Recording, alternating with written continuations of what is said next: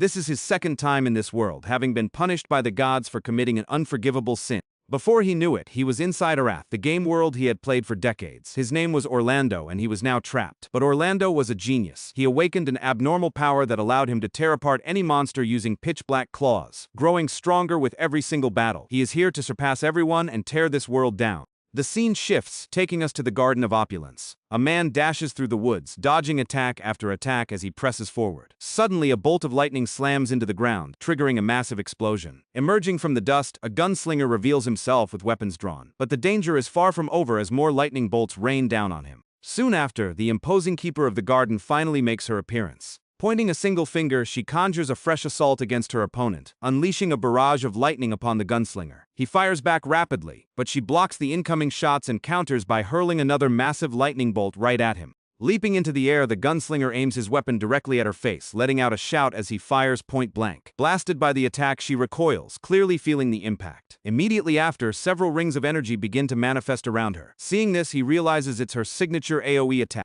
To defend himself, he raises his weapons to deflect the incoming strikes. High above, a massive vortex of energy gathers in the sky. With an outstretched hand, she commands her opponent to turn to ash instantly, unleashing a devastating wave of energy straight at the gunslinger. The impact slams into the ground, triggering an explosion that completely decimates the entire area. As the smoke clears, the Guardian drifts back slightly, floating over the ruined garden. Assuming he didn't survive, a confident smirk plays on her lips. Irritated by her smugness, he asks her what's so funny. Quickly, he aims his gun once more, catching the crazy woman completely off guard. Before pulling the trigger, he bids her farewell, declaring that this is the end. But a stray bolt of lightning erupts from her body, striking the gunslinger before he can get the shot off. A massive explosion follows, blowing the man back with tremendous force. Skidding across the ground, he tries to halt his momentum, but the impact was simply too powerful. Stunned, he grumbles that he had no idea she possessed such an ability. Just then, someone grabs hold of him and asks if he needs a hand. He snaps back with a no, warning the newcomer not to interfere in his fight. With a smile, the other replies that sometimes it's better to remain clueless. Without another word, the newcomer gives his companion a deadpan, serious look. Glancing up, they see the boss prepping her next assault. He offers his help once more, but the gunslinger barks at him to shut up. Mocking their predicament, she dares them to dodge her dragons as two colossal serpents made of pure electricity manifest on the battlefield. Eyeing the creatures, the newcomer warns that this is her ultimate move and suggests splitting up, but the gunslinger frantically screams no, insisting on handling it entirely on his own. Ignoring the warning, the blonde ally charges right ahead, shouting that he'll take care of the black dragon. He dashes off while the gunslinger yells for him to get back. Turning toward the dragon, the gunslinger curses his partner for meddling, screaming at him to stop immediately. Meanwhile, the newcomer prepares to face the massive lightning beast entirely alone. The Guardian simply watches as everything suddenly grinds to a halt. High in the sky, a colossal structure of clockwork gears begins to spin rapidly. Trapped in the center, his partner stares down the dragon heading straight for him. Confused, the gunslinger lets out a scream as he watches the scene unfold. Suddenly, the sky mechanism activates at full force. One of the gears materializes, clamping tightly onto the arm of, well, our gunslinger. Yelling in sheer desperation, he protests that he never asked for help, cursing the other idiot for interfering. He keeps shouting that he told him to stop because his partner jumped into the fray entirely on his own. Begging to be let go, he claims none of this was his fault as the massive structure closes in, screaming for it to stop. Immediately after, the platform vanishes beneath him, sends him into a free fall. Pleading for another chance, he finally crashes back onto the forest floor. At that exact moment, his partner blitzes across the battlefield, turning to joke that his friend would be completely lost without him. He then prepares to take the energy dragon head-on, but a sudden shift crosses his looking completely bewildered by what's happening. Rushing over to his friend, he demands to know why he's just sitting on the ground. Battered and bruised, the gunslinger stares back at his partner in silence. Flashing back, he remembers how his ally was defeated. Filled with rage, he snaps about how long it took him to finally get there. Sprawled on the floor, he blames his partner for completely ruining everything. Hearing the outburst, the ally just stares back blankly. As the image heavily pixelates, he bluntly states that he doesn't give a damn. Cutting to the real world, the player behind the blonde character grumbles that it wasn't even his fault. The story then introduces the massive MMO world of Dungeon and Fighter. In this game, plenty of players take things incredibly seriously, though a select few stand out for their bizarre gameplay styles. Just then, a user pops up in the chat trying to confirm if he's really talking to the infamous player Orlando. Staying in character, the gunslinger types a plea for help, claiming the world is in grave danger and begging to take down the boss. Orlando bluntly asks if the guy is just looking for a carry, declaring that he walks a solitary path and is destined to fight alone. Watching the interaction play out, he is amazed by the player's extreme commitment to roleplay. He wonders who on earth takes a basic boss fight this seriously. While it makes no sense, he admits it actually works out perfectly for him. He then reveals that's all a stunt to farm views for his livestream. Introducing himself, his name is Orlando, a veteran player and dedicated DNF streamer. He figures the player sought him out because of his popular raid guides. Meanwhile, his stream chat is absolutely loving the interaction, cracking jokes left and right. Deciding to play along with the gag, Orlando hypes it up, declaring he will do whatever it takes for the sake of Arath. He realizes the random player was probably just clout chasing on stream, but out of nowhere the guy hurls an insult in the chat and abruptly leaves the party. Right after, his PC completely shuts down, making him jump out of his seat. Panicking, he scrambles for the power cable before his setup completely dies. He worries that he won't have any content to upload if the recording got corrupted. Relieved to see the file is intact, he complains that the dramatic player could have just used a revival item. Laughing it off, he jokes that the guy acted like he actually died in real life. Talk about theatrical. Clicking the game icon to reboot it, he freezes as the shortcut on his desktop literally begins to crack. Completely baffled, he can't comprehend what's happening. Suddenly, his entire bedroom starts shattering into fragments like brittle glass, with his shelves and anime figures crumbling into nothingness. As the floor vanishes beneath him, he plunges into a void, screaming desperately. Clueless, he wonders what is happening to his reality. Suddenly, a towering goddess manifests right before him. Snapped up in her grasp, he stares up in a daze. Pointing an accusing finger, she declares that he interfered and broke the absolute thread of fate. Suddenly dropped into the game world, he yells out, asking who she is and where he's supposed to be, demanding she take responsibility. With that, the ground shatters again, sending him plummeting through a sky right next to a colossal flying whale. Tumbling past flocks of birds, he hurtles down and crashes violently against a massive stone cliff. Moments later, he lands hard in the middle of a dense forest, coughing violently from the impact. Dragging himself up, he reaches for a nearby sword, utterly bewildered by how real everything feels. Suddenly, he notices something deeply unsettling and freezes in sheer shock. Looking down at his own hands, he gasps, wondering what happened to his body. Before he can even process it, a sudden explosion blows him back with immense force. Caught in the swirling flames, he screams from seeing pain. Meanwhile, a terrifying horde of monsters marches through the burning woods. Just then, a mysterious woman approaches one of the fallen beasts on the ground. Furious, she demands to know his identity, swearing he'll regret stepping foot here. He tries to de-escalate and apologize, but points out that her wild magic is only feeding the fire. The crimson-clad madwoman snarls at him to shut his mouth, commanding her monsters to tear him apart to avenge the forest. Panicking, he turns to run as a giant beast stomps toward him. Sprinting through the chaotic war zone, he looks around in utter disbelief. In his frantic haste, he trips over his own feet and faceplants hard onto the dirt, rolling down a steep embankment and splashing straight into a rushing river. Surging up to catch his breath, he lets out a cry as an entire pack of monsters closes in on his position. What the hell is going on? The forest is engulfed in roaring flames. The woman barks orders to her minions to hunt him down, knowing he couldn't have fled far. Hiding behind a large boulder, Orlando spots goblins and minotaurs patrolling, recognizing them instantly as early-game mobs from DNF. Scanning his own heavy armor and dark aura, it hits him. His class is a Dark Knight. He genuinely wonders if he has somehow been pulled directly inside Dungeon and Fighter. Lamenting his luck, he complains that he just wanted to enjoy his gaming session in peace. Lost on how to return to reality, his thoughts are cut short when a sudden strike obliterates the tree behind him, revealing a hostile monster lunging from the shadow. From her high vantage point, the woman watches the chaos unfold. Suddenly, a highly familiar figure crashes onto the scene. A powerful warrior lands in the thick of battle, stomping hard on the skull of a fallen monster. Glaring at the woman, he demands to know how she managed to infiltrate this sacred ground. Observing the warrior, Orlando recognizes the iconic Ghost Slayer class from DNF. Moments later, his eyes widen as he spots Saria, the literal first NPC of the entire game. Listening to their exchange, it dawns on him that this dialogue is straight out of the opening tutorial. That means this Ghost Slayer is an actual player running the quest. A glowing username hovers right above the character's head. Sword drawn, the player readies for battle, blitzing forward before leaping to deliver a heavy strike. Recoiling slightly, the witch counters with a fireball. She follows up by launching a barrage of fiery projectiles, but the agile warrior smoothly weaves through every single attack. Seizing the opening, the Slayer leaps high into the air to trigger an active skill. Slamming down, he shatters the earth and unleashes a massive shockwave that sends the woman flying backward. Snapping back to her feet with a furious shriek, she builds up another flame spell, but the warrior closes the distance to end this.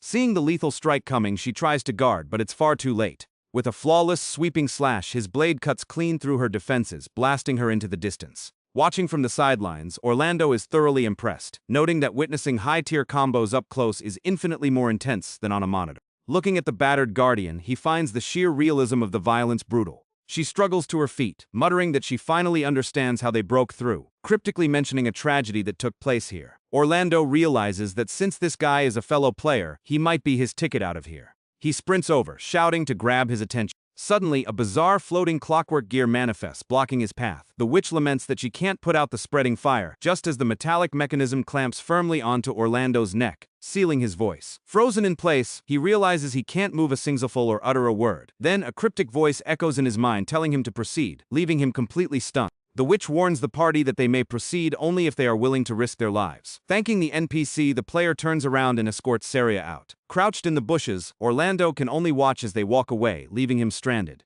Thankfully, the metallic gear suddenly clicks, releasing its grip and sliding off his face. Gasping for air, he curses his luck for losing his only lead and wonders what that weird restriction mechanic was. Snapping into a fit of rage, he declares that nothing in this world is going to hold him back. But a second later, taking a look around, he instantly deflates and mumbles, "Yeah, never mind, I give up." The environment shifts into a deeply unsettling pitch-black forest, the Shadow Thunderland. He suddenly remembers that this is the dangerous boss sector of the tutorial dungeon. Spotting dozens of glowing eyes in the pitch black, he realizes he needs to catch up to that player fast. Hearing a rustle, he spins around as several zombies creep out of the dark, making him yell in fright. Surrounded, his veteran knowledge kicks in. These are ghouls and zombies. Screaming at the nearest creature to back off because he's armed, the ghoul completely ignores him and lunges, clamping its rotting hands around his throat. The monster reveals its horrific, ultra-realistic face, terrifying Orlando. Breaking free and running for his life, he screams that these things look way more nightmarish than their in-game sprites. He wonders why these trash mobs feel so overwhelmingly powerful compared to the game. Suddenly, a familiar cry echoes nearby.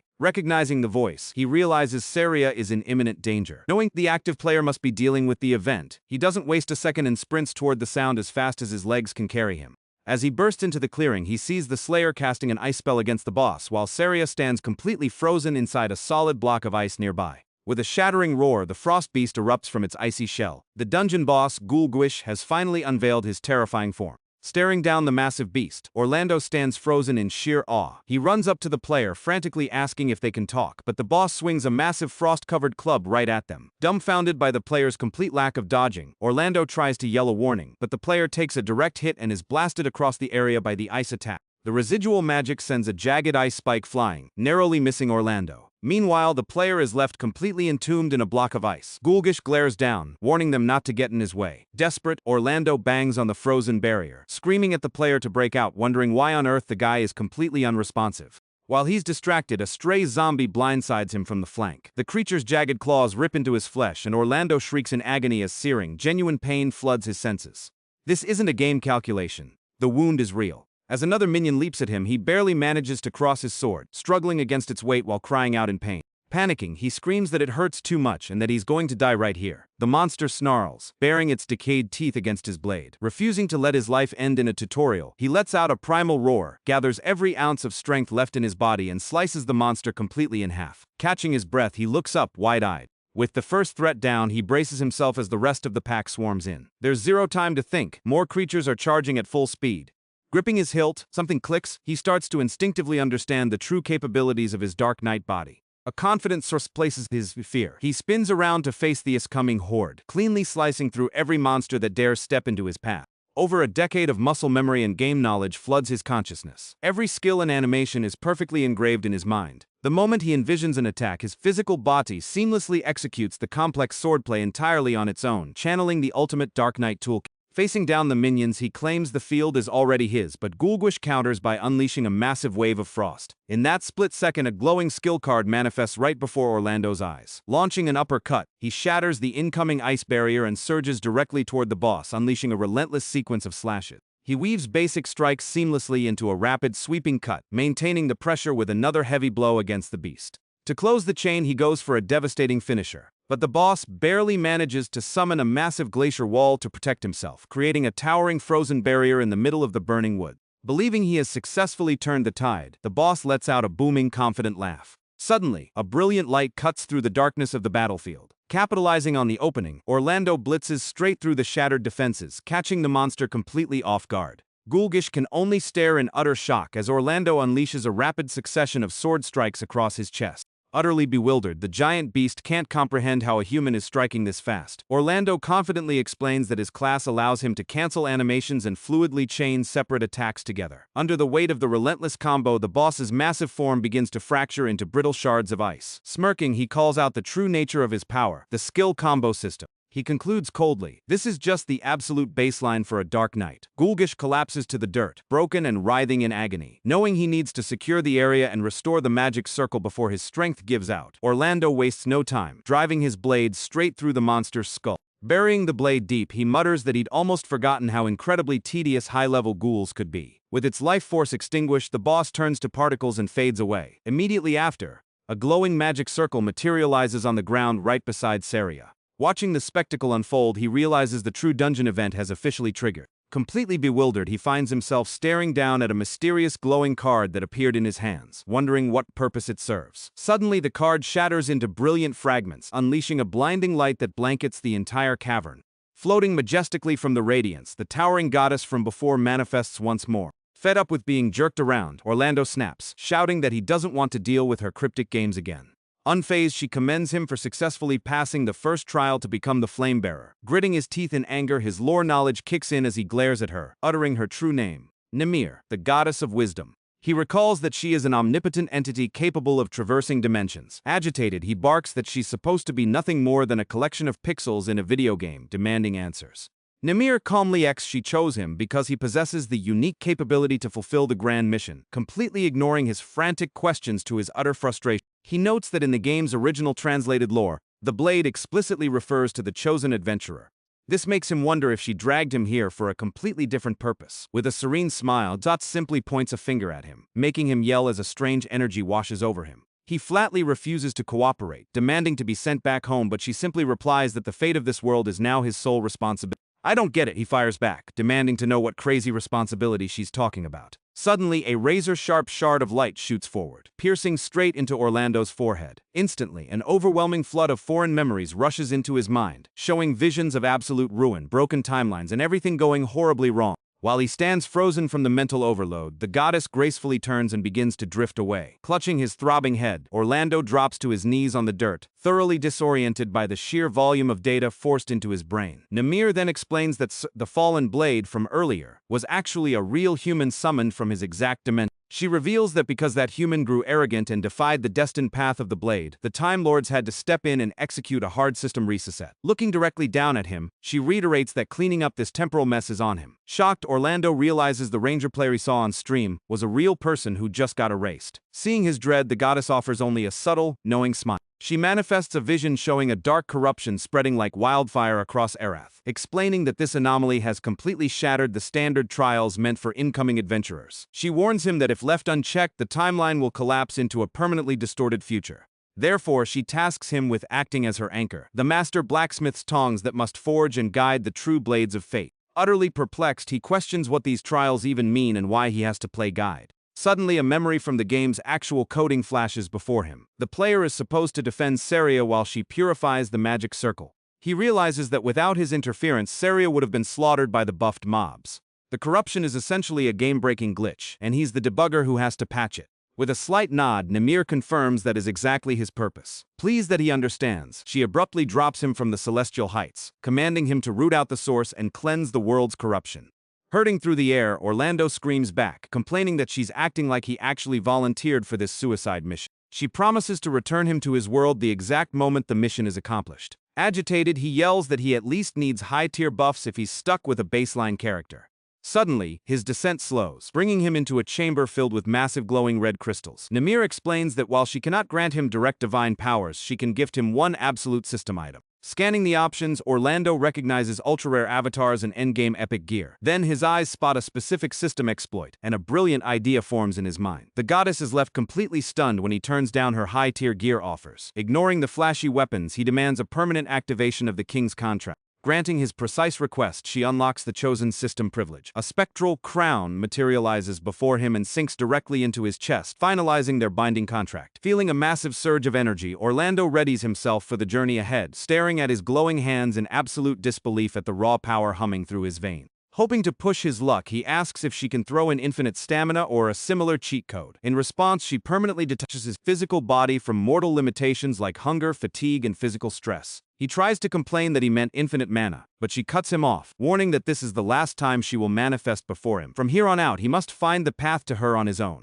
She leaves him with one final clue, mentioning that a fragment of her presence resides within the dimensional corridor. Wishing him luck on his journey, the goddess vanishes into thin air, dropped right back into the dirt of the forest. Orlando grumbles about his absurd luck. Spotting the Ghost Slayer player nearby, he quickly plays it cool, typing out that he was just experiencing some terrible server lag. Hearing that, Saria looks over out of concern, asking if the adventurer is doing all right. The player types back, wondering if severe lag was really what kept him rooted to the spot. Pointing toward the horizon, Orlando directs their attention to a newly formed magic circle. Realizing he needs to stay close to the main plot, decides his best move is to tag along with the duo. As they clear the edge of the woods, the morning sun finally begins to rise over the horizon. Following the player and Saria down the main path, they approach a rustic settlement. Orlando looks around, realizing this is Elvengard. Seeing it rendered in stun's flawless detail makes it incredibly familiar. Yet the sheer reality of the situation still feels completely surreal. But through the confusion, one resolution hardens in his mind. Remembering the erased gunslinger, he vows to prevent tragic deaths like that from happening ever again. Breaking into a sprint, he declares that he will survive this world no matter what it throws at him. Walking forward, he fully embraces his absolute directive: fix this corrupted history. As he walks, he begins analyzing the parameters of his new reality, pulling up the UI to check his baseline assets. He's surprised to see a standard training sword sitting in his inventory, realizing Namir must have slipped it in. After gathering a few wild fruits, he pulls up his character sheet, only to find that a massive chunk of standard system features are completely missing. The UI doesn't even display a standard HP bar. Shifting his focus to the stats section, he spots a major roadblock. His adventurer reputation score is catastrophically low. Remembering Namir's instructions, he knows his ticket home lies within the Archmage's dimensional corridor, but unlocking that instance requires a massive amount of reputation. Checking the gate requirements, the corridor demands a staggering 38,095 reputation points. He glances at his current score, a grand total of 6 points. Trudging forward, he mutters that Namirza is far from a benevolent deity. Even if he manages to grind enough points to reach the corridor, he highly doubts her true motives, wondering if she ever intends to let him return to reality at all. As night falls, he sets up camp and lights a small fire in the woods. Biting into a piece of fruit, he notes his body feels absolutely no hunger or satisfaction, a side effect of his physical detachment. He reflects on Namir's warning that corruption would destroy Arath, knowing that her ultimate endgame is to awaken the creator god to rewrite the universe, which would mean the total annihilation of this current world. The entire world would be shattered beyond recognition. Helping the goddess meant acting as an accomplice to Arath's complete erasure. Lying by the crackling fire, he processes the weight of this dark reality, stealing his resolve. At the end of the day, he just needs to get back to his own life. This is still a game universe to him. Standing atop a steep cliffside, he stares into the horizon, vowing to survive by any means necessary. Hendon Meyer. Arriving at the gates of the grand capital, he wonders just how many days he spent traveling on foot. But the moment he steps up, the city guards instantly cross their halberds, barking at him to halt. Staring down the sharp steel, Orlando blinks in confusion, wondering what the issue is, until a crucial piece of early game logic hits him. There's a mandatory entry fee to pass the gates. Just then, a burly man approaches, asking if he's short on cash. Orlando gasps, recognizing him instantly, which leaves the man thoroughly confused. It clicks. This is Linus, the blacksmith NPC who triggers the introductory gate quest. Orlando hooks his arm around the blacksmith, bluntly asking him to cough up the gold. Linus scoffs, asking why on earth he should hand over hard-earned coin to a complete stranger who looks like a drifter. Knowing he needs to trigger the quest reward, Orlando channels his inner actor, spinning a deeply tragic theatrical tale about a sick friend, afflicted with a horrific phantom arm curse, weeping as he begs for aid before his companion is consumed by darkness. Linus stands completely frozen, offering zero reaction to the sob story. Worried his over-the-top acting bombed, Orlando tenses, but suddenly massive tears splash onto the cobblestones. The rugged blacksmith bursts into uncontrollable sobs, completely shocking Orlando. Wiping his face, Linus grunts that it's just dust in his eyes, throwing a decent sword and starter gear at him, muttering that he won't miss them anyway. Thoroughly relieved, Orlando bows deeply as the blacksmith trudges away with his remaining inventory. Linus wishes him luck on saving his tragic friend. Passing the guards, Orlando sprints into the bustling streets, celebrating his official arrival in Hendon Meyer, incredibly glad his deep knowledge of early game questlines pulled through. A brief pang of guilt hits him for completely swindling the kind blacksmith, but he quickly brushes it off. Linus is just an NPC after all. With his entry authorized, the grand gates finally partition for him. Stepping into the vibrant square, his eyes widen as he spots several iconic characters milling about. Seeing the legendary city rendered in real life completely blows him away. Strolling down the Grand Avenue, he shouts out loud about how breathtaking the realism is, confidently declaring that only those who brave the ultimate challenges achieve true glory. Suddenly, the martial artist Choban steps into his path, catching him off guard. He recognizes her instantly as the reigning local tournament champion. Noting his powerful stance, she challenges him to an intense spar. But before he can answer, floating glowing text boxes suddenly manifest in the air all around him. It turns out local players are ruthlessly mocking him in global chat for loudly monologuing like a chunabio in the middle of the city square. Realizing his voice lines were broadcasted to the public channel, Orlando turns bright red, letting out a scream of pure, unadulterated cringe. Fleeing the area, he grumbles that high-level rangers always pulled this exact same embarrassing routine. Glancing at the laughing text pop-ups, he barks at them to stop trolling. Shifting scenes, he runs aimlessly through the sprawling alleys of the capital to shake off the embarrassment. Panting, he halts, making sure no one followed him, vowing to keep his thoughts internal from now on. That's when a highly familiar tavern sign catches his eye. He's standing right outside the iconic Moonlight Tavern. He smiles, remembering how much time he spent idling here back during his low-level days. Seeing the tavern packed with active users, he realizes it's the perfect spot to gather raw intel on the current state of the server. Stepping inside, he scans the lounging adventurers, though a few high-level parties give him a deeply intense glare. Slightly unnerved by the heavy atmosphere, he considers turning around, but steels himself and walks straight to the bar. The beautiful barkeep welcomes him warmly. Caught off guard, Orlando awkwardly orders a glass of milk. Trying to sound smooth, he inquires if any anomalous or suspicious events have triggered recently. She smirks, replying that the only suspicious thing here is a grown man ordering milk in a tavern. Humoring him, she taps her chin, remembering there actually might be an oddity present, pointing toward a massive glowing anvil tucked away in the corner. Orlando checks it out, noting it's a cool Easter egg, but not the narrative glitch he's hunting. Just then, Saria bursts through the tavern doors alongside a female fighter, triggering a highly familiar quest prompt. He notes the fighter is an active player currently escorting the tutorial NPC. In a frantic rush, the duo blows right past him, heading straight toward the private back chambers. Suddenly, a rugged, booming voice echoes from the booths, complaining about clueless rookies who never follow simple directives, grumbling that new players always act like they know everything. Immediately, a younger knight speaks up, telling the man to show some respect since these are explicit instructions from the captain. Orlando freezes in absolute shock. He can't believe his ears. Why on earth is the legendary Order of the Iron Wolf lounging in an early-game tavern?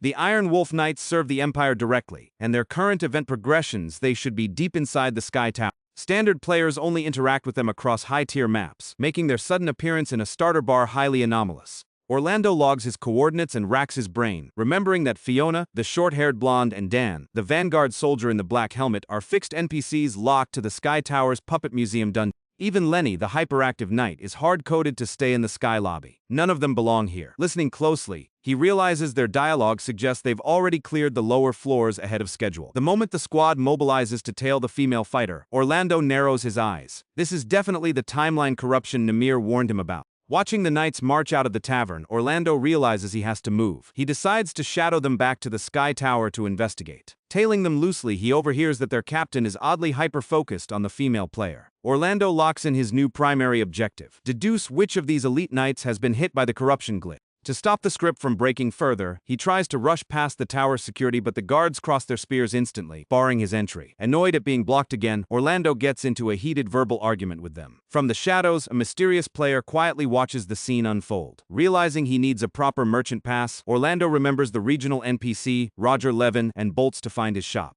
Arriving at the storefront, the shop assistant informs him that Roger is currently out of town on a chant to issue any passes. Orlando drops to his knees in pure despair, slamming the ground and cursing the randomized NPC schedule for leaving him stranded. Just then, a deep voice calls out to him from behind, catching him completely off guard. The stranger walks past him, presenting an official permit to the tower guards. The guard inspects the document, logs the clearance, and waves the mystery player inside. Seeing his golden ticket, Orlando springs up, grabs the guy's hand, and asks with wide eyes if he's down to team up. Sprinting through the portal, Orlando celebrates successfully cheesing his way into a party. He thanks the high-level user profusely for making his life easier. But the man turns to him with a deadpan expression, stating he had been watching Orlando monologue in the town square earlier. Suddenly, the guy bursts into hysterical laughter, telling Orlando his hyper-immersive role-playing style is absolute gold. Orlando stammers, trying to explain that he's genuinely not role-playing, but the player just keeps chuckling. Amused, the guy promises to completely solo the upcoming behemoth raid for him as a reward for the entertainment. Alarmed that an overpowered player might completely butcher the narrative sequence, Orlando panics and immediately hits the system menu, breaking the party to sever the alliance. Cutting to the high-level player's monitor, a system notification pops up stating that Orlando has left the party. Staring at his UI, the guy chuckles, genuinely bummed out because he found the weird role player hilarious. He pauses, briefly wondering why the system hid the kid's level and stats. Back inside the tower instance, Orlando lets out a massive sigh of relief, gazing up at the colossal winding architecture. Hurrying up the steps, he notes he needs to steer completely clear of that high-level user to avoid breaking the script. Reaching a junction, he pauses to scan the sweeping corridors ahead. Unsure which path the Iron Wolf squad took, he realizes time is running thin. Suddenly, the distinct echo of heavy boots makes him spin around toward the lower stairwell. He spots Fiona chewing out Dan for failing to dodge a basic mob encounter. While Dan argues he was simply keeping the female fighter safe, Lenny tells them both to stop stressing. Watching from the shadows, Orlando observes the knights splitting up and abandoning the active player, making him analyze the scene. It hits him. The low-ranking knights are acting perfectly normal. They aren't the source of the glitch.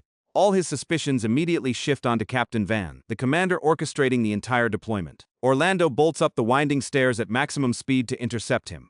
Taking massive leaps across the platforms to bypass the geometry, he grinds through the shortcut, terrified that the corruptive bug might infect the other crucial story NPCs. Muttering that he's out of time, he blitzes straight through a pack of aggressive gargoyles. Out of nowhere, an elite flying mob lunges, snapping its jaws and grazing his cheek. Feeling the sharp sting of the wound, Orlando doesn't slow down. He opens his hotbar mid-stride to swap to a fresh weapon.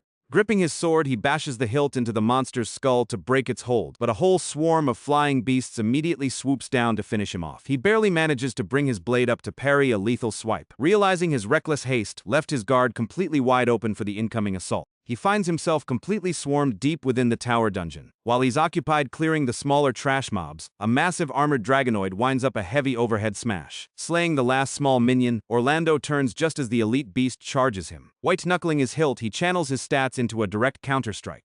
Bypassing the guard, he plants a solid kick onto the beast's chest using its own weapon leverage. As another mob lunges, he fluidly deflects the strike, launches himself off the wall, and leaps high into the air. With a powerful sweeping slash, he unleashes a wave of dark energy upon them, sliding to lack success as the two remaining elite monsters growl. Evaluating his rapidly depleting parameters, he admits that soloing this dungeon block without standard gear is a nightmare. Swarmed from all sides, his attack windows vanish. As the elite boss raises its weapon for a finisher, Orlando inputs a defensive skill sequence, but the monster beats the frame data, unleashing a crushing blow that completely shatters the stone floor beneath them. Blasted across the room, Orlando groans as his mana bar hits absolute zero, leaving him temporarily locked out of his skills. Exhausted, he curses himself for not grinding extra levels before infiltrating the tower. Suddenly, a massive crimson silhouette materializes right behind his position. Leaping clean over Orlando, the figure unleashes a devastating fire spell that erupts across the entire monster pack. The sudden AoE burst ignites the mobs, sending them thrashing in flames. Orlando blinks, his game knowledge ticking in as he realizes a fiery automated guardian statue triggered. Remembering the map layout, he recalls that a secret recovery room sits right at the end of this hallway. Weaving through the burning monsters, he sprints down the corridor.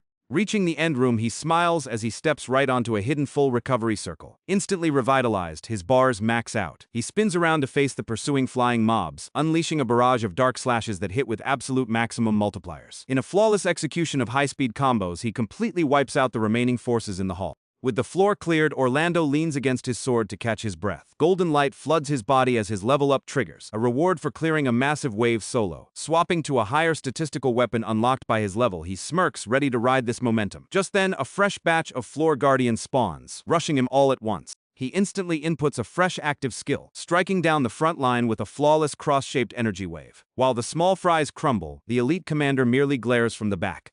Orlando leaps into the air, dive-bombing straight toward the high-tier mob. Executing a high-speed triple slash sequence, his blade connects perfectly with the enemy's armor. He transitions into a sweeping whirlwind strike, clearing out the entire radius. Feeling the absolute rush of real-life combat execution, he laughs, muttering that he feels exactly like a light novel protagonist. He praises his own genius for selecting the king's contract buff. Turning his blade toward the remaining mobs, he mocks them, yelling for the whole room to bring it on at once. Right on cue, the true boss of the floor spawns in a flash of lightning at the center of the grand chamber. Orlando smirks at the menacing Draconian, noting that this guy used to strike absolute terror into him back when his character sheet was trash. The boss, Lachius, raises his glaive, booming that an uninvited rat has dared to soil his sacred tower floor. Lachius commands his forces to cleanse the chamber immediately, but Orlando easily reads the telegraph and duck-dallies under the opening sweep. Transitioning smoothly into a fluid counter-strike, his blade flashes out to land a deep slash across the boss's leg, forcing the massive creature to recoil and creating some vital breathing room.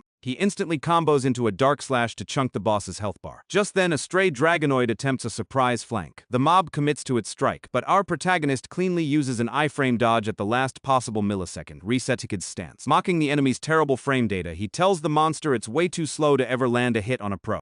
Enraged, the beast glares from point-blank range, winding up an aggressive swipe. Orlando baits the attack, causing the monster's weapon to bury itself deep into a solid stone pillar. Laughing at its confusion, Orlando gets a bit too overconfident, allowing a residual bash to connect heavily with his jaw. Shaking it off, he activates Short Slash, completely vaporizing a cluster of surrounding minions in a single execution. Weaving effortlessly between two roaring targets, he lets out a battle cry as he pushes deeper into the engagement. Striking the ground, he triggers a wide frost field that coats the stone floor in slick ice. The flying dragonoids lose their aerial stability, slipping back and allowing Orlando to leap up and slice both targets clean out of the air simultaneously. Annoyed by the constant aerial harassment, he barks at the little mosquitoes to drop dead. He fires a shockwave at the ground to stun them, but a stray tail swipe catches him mid-air. A system notification flashes, reminding him of his custom combo routing. He can't skip cooldowns manually and must follow his strict preset skill sequence to maximize damage output. Struggling to lock onto the high-speed targets, he grumbles about being bound by automated combo sequencing. Frustrated, he misinputs and realizes he accidentally burned the exact same skill slot twice.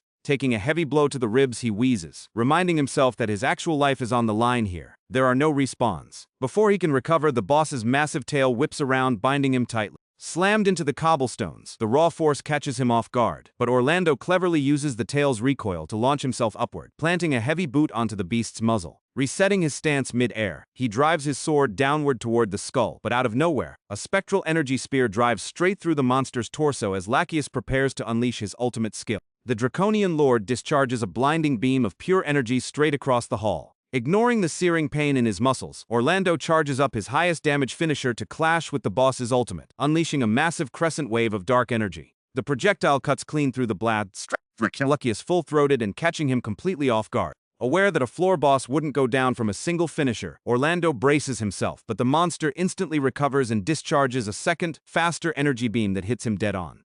Forced back across the stone floor, Orlando digs his boots into the earth, straining against the raw mechanical force of the blast. Digging deep into his stamina pool, he holds his ground, locking them both in an intense energy struggle. Straining every muscle, he barely anchors himself against the overwhelming pressure. Lacheus let out a guttural rumble, his reptilian jaws peeling back into a horrific smile as he relishes the battle. With a deafening roar, the boss overcharges his core, triggering a massive energy detonation that completely engulfs the entire chamber. As the smoke clears, Orlando is left heavily damaged, staring directly at the razor-sharp tip of the boss's glaive leveled at his face. Dragging his battered body up, he readies his sword, but a swift follow-up strike catches him, blasting him hard against a stone pillar. Gasping for air, he tries to force his avatar to move as the boss closes in. Lacheus is visibly operating on low HP as well, but his aggro remains locked. Orlando white-knuckles his hilt, gathering his remaining strength. As the boss lunges into his hitbox, Orlando lets out a yell and delivers a brutal, desperate headbutt straight to the monster's snout. Utilizing the brief stagger window, he inputs a lightning-fast short slash at point-blank range.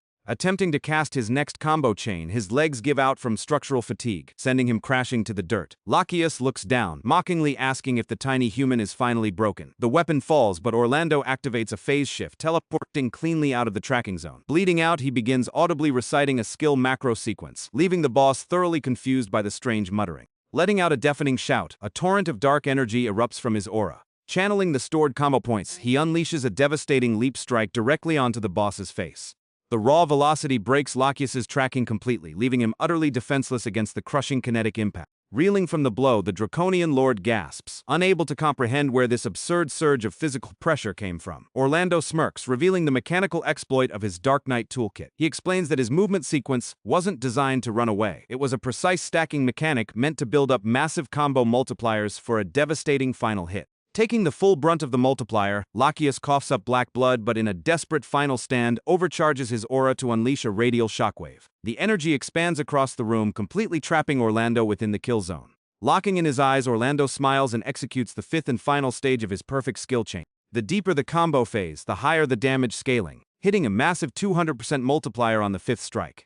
Activating the Grand Wave finisher, he unleashes a colossal sea of dark energy that completely swallows the boss.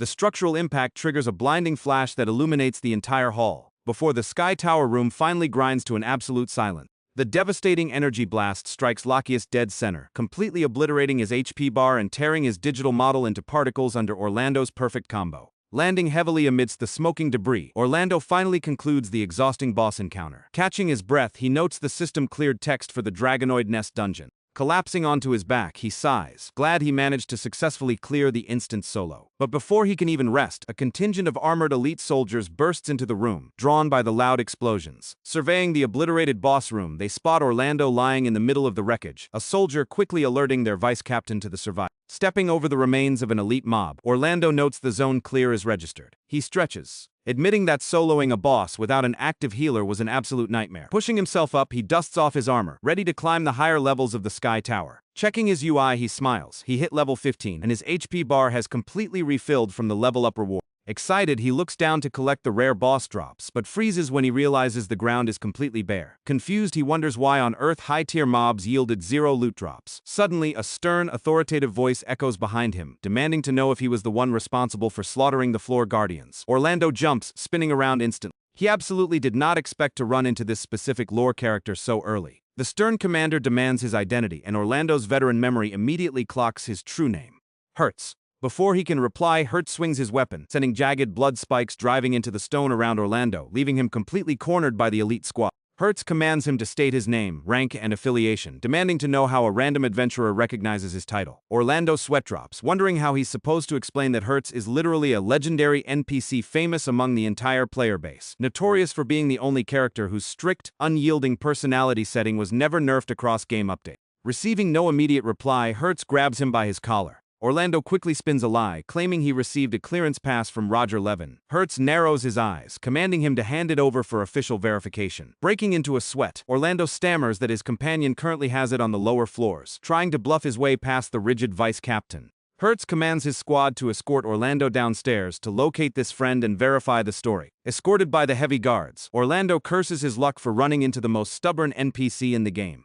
Checking his internal timer, he panics the female fighter player has likely already cleared the lobby instance, meaning she's tracking straight toward the upper boss chamber. According to the story script, she will form a party with several key characters for the upcoming raid. Among those allies is Captain Van, the prime target of the timeline corruption bug. Terrified that Van might already be glitched out, Orlando scrambles for a plan. Suddenly, one of the escort knights halts, sensing an anomaly in the corridor. The soldier spins around to scan the shadows. Capitalizing on the split-second distraction, Orlando inputs a dark slash, striking the guard's shield to break their formation.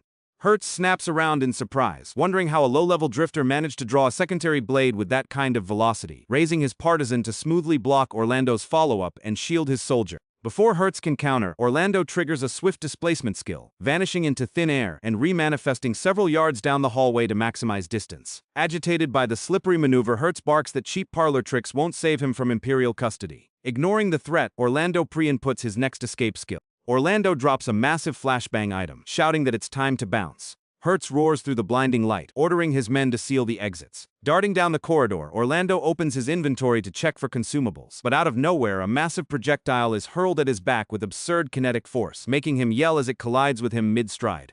Looking down, his eyes widen as he realizes the object is a ticking explosive device. The bomb detonates violently, blowing the corridor apart and creating a massive wall of rubble between Orlando and his pursuers. Hertz slams his fist against the debris in absolute frustration, screaming curses at the slippery fugitive who managed to break line of sight. Scanning the scorch marks, Hertz spots an unusual trace residue on the floor, scoffing that the runner relied on cheap marketplace items. Through a crack in the rubble, he catches a glimpse of Orlando standing completely unfazed, calmly staring right back at the elite squad. Holding another explosive container, Orlando readies his timing to clear the next corridor gate. Seeing the fresh explosive, Hertz and his men immediately brace themselves. The commander roars that he'll personally execute the yellow-haired terrorist once he hunts him down. Orlando merely chuckles, shouting back that the bombs are just flash props meant for crowd control, not high damage. Smirking at his successful getaway, he mentally thanks the tavern keeper for stocking such top-tier utility items. Shifting scenes, the crimson glow of twilight paints the high windows of the Sky Tower. Sprinting up the primary stairwell, Orlando notes that the in-game clock is ticking down fast. On the upper tier, Saria and her group are looking around, wondering where their frontline fighter ran off to. Peering over a balcony, Orlando finally locks eyes on his primary target party.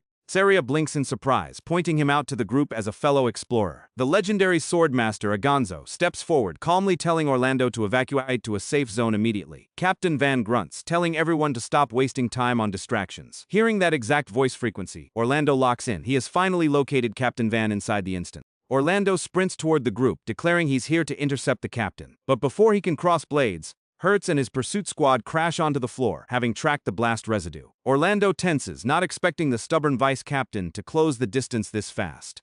Hertz glares through the room, snarling that the breath some nerve showing his face here. Taking note of the chaos, Captain Van asks his second-in-command what the meaning of this disruption is. Hertz immediately shouts for his superior to help apprehend the rogue element infiltrating the tower lines. Orlando stops dead in his tracks, finding himself completely trapped between the elite Imperial captain and the legendary Aganzo. Realizing his escape vectors are down to 0, Orlando mentally curses his reckless pacing. Hertz steps forward, commanding him to surrender and face military tribunal. Suddenly, a bright glow flashes through the high glass windows, catching Orlando's eye.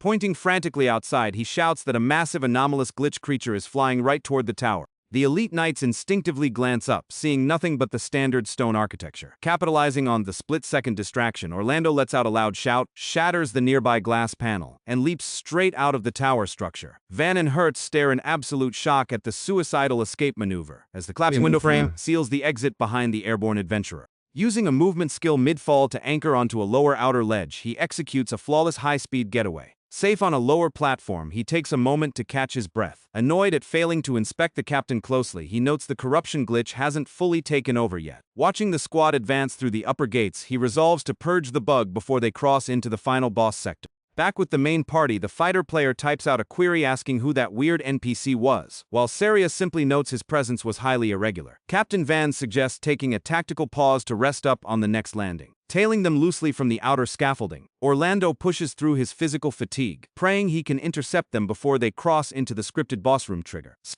Sprinting onto the floor, Orlando spots a sudden shift in the script and screams for Van to halt, trying to block the scene. But it's too late. Van swings his blade, striking Aganzo down as the sword master collapses to the stone floor heavily damaged. Orlando stares in absolute horror, realizing the corruption just forced an unscripted betrayal. Van stands over the fallen hero, coldly telling him that the pain is just a prelude to his elimination. Wait, rewinding his perception slightly as he reaches the landing, Orlando blinks. The previous vision was just a worst-case scenario playing out in his mind. Crouched safely behind a pillar, he observes the actual group interaction, verifying if the script is still intact. Determined to find the trigger point, he locks his gaze on Captain Van, only to realize the commander is currently acting completely aligned with standard game logic. In fact, the commander isn't showing any aggressive tells or attempting to hijack the squad's targeting. Watching him coordinate smoothly with the fighter player's party, Orlando rubs his chin. The captain's character model shows absolutely no trace of the dark corruption aura. Van instructs Aganzo that they must map out the chamber layout to locate the floor master, prompting the two hide NPCs to split up to scan the sector. Meanwhile, Saria fields questions from the fighter player regarding Orlando's earlier appearance. Orlando keeps his eyes glued to the screen layout, searching for any subtle animation glitch in the captain's idle animation.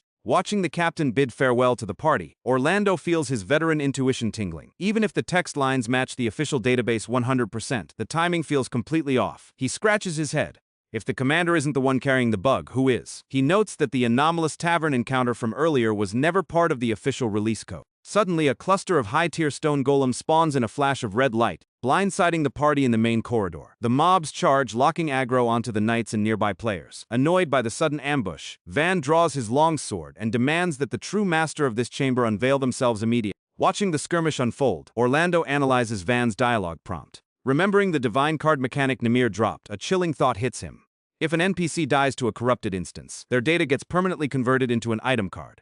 He gasps as the pieces connect. The corruption isn't infecting a knight, it has taken over the actual dungeon boss itself. Everything finally makes absolute sense. Van mutters, wondering where Hertz and that rogue yellow-haired intruder managed to clear off to. Realizing he can't let the main party wipe to a glitched boss event, Orlando sneaks down the scaffolding, looking for a clean vector to join the fray. Just then, an elite hidden commander mob unsheathes its blade, winding up a lethal backstab toward the party. In a sudden flash of steel, GSD drops from the ceiling, completely vaporizing the ambushing mobs with lightning-fast sword strikes. The party advances over the crumbling remains of the golems, pushing deep into the grand corridor. Sharon smiles, noting she's always thoroughly impressed by his flawless blade handling. GSD grunts, telling her to stop flattering him. Surveying their map progress, the white-haired sorceress notes they are finally approaching the inner sanctum. Sensing a presence, GSD suddenly turns toward Orlando's hiding spot, unleashing a devastating wave of kinetic force right at him. Orlando barely manages to draw his sword to block the shockwave, his arms vibrating from the raw impact. Chagrin gasps, demanding to know why the blind master is striking an innocent civilian. Orlando sweat drops, shouting that the old man clearly mistook him for a rogue tower mob.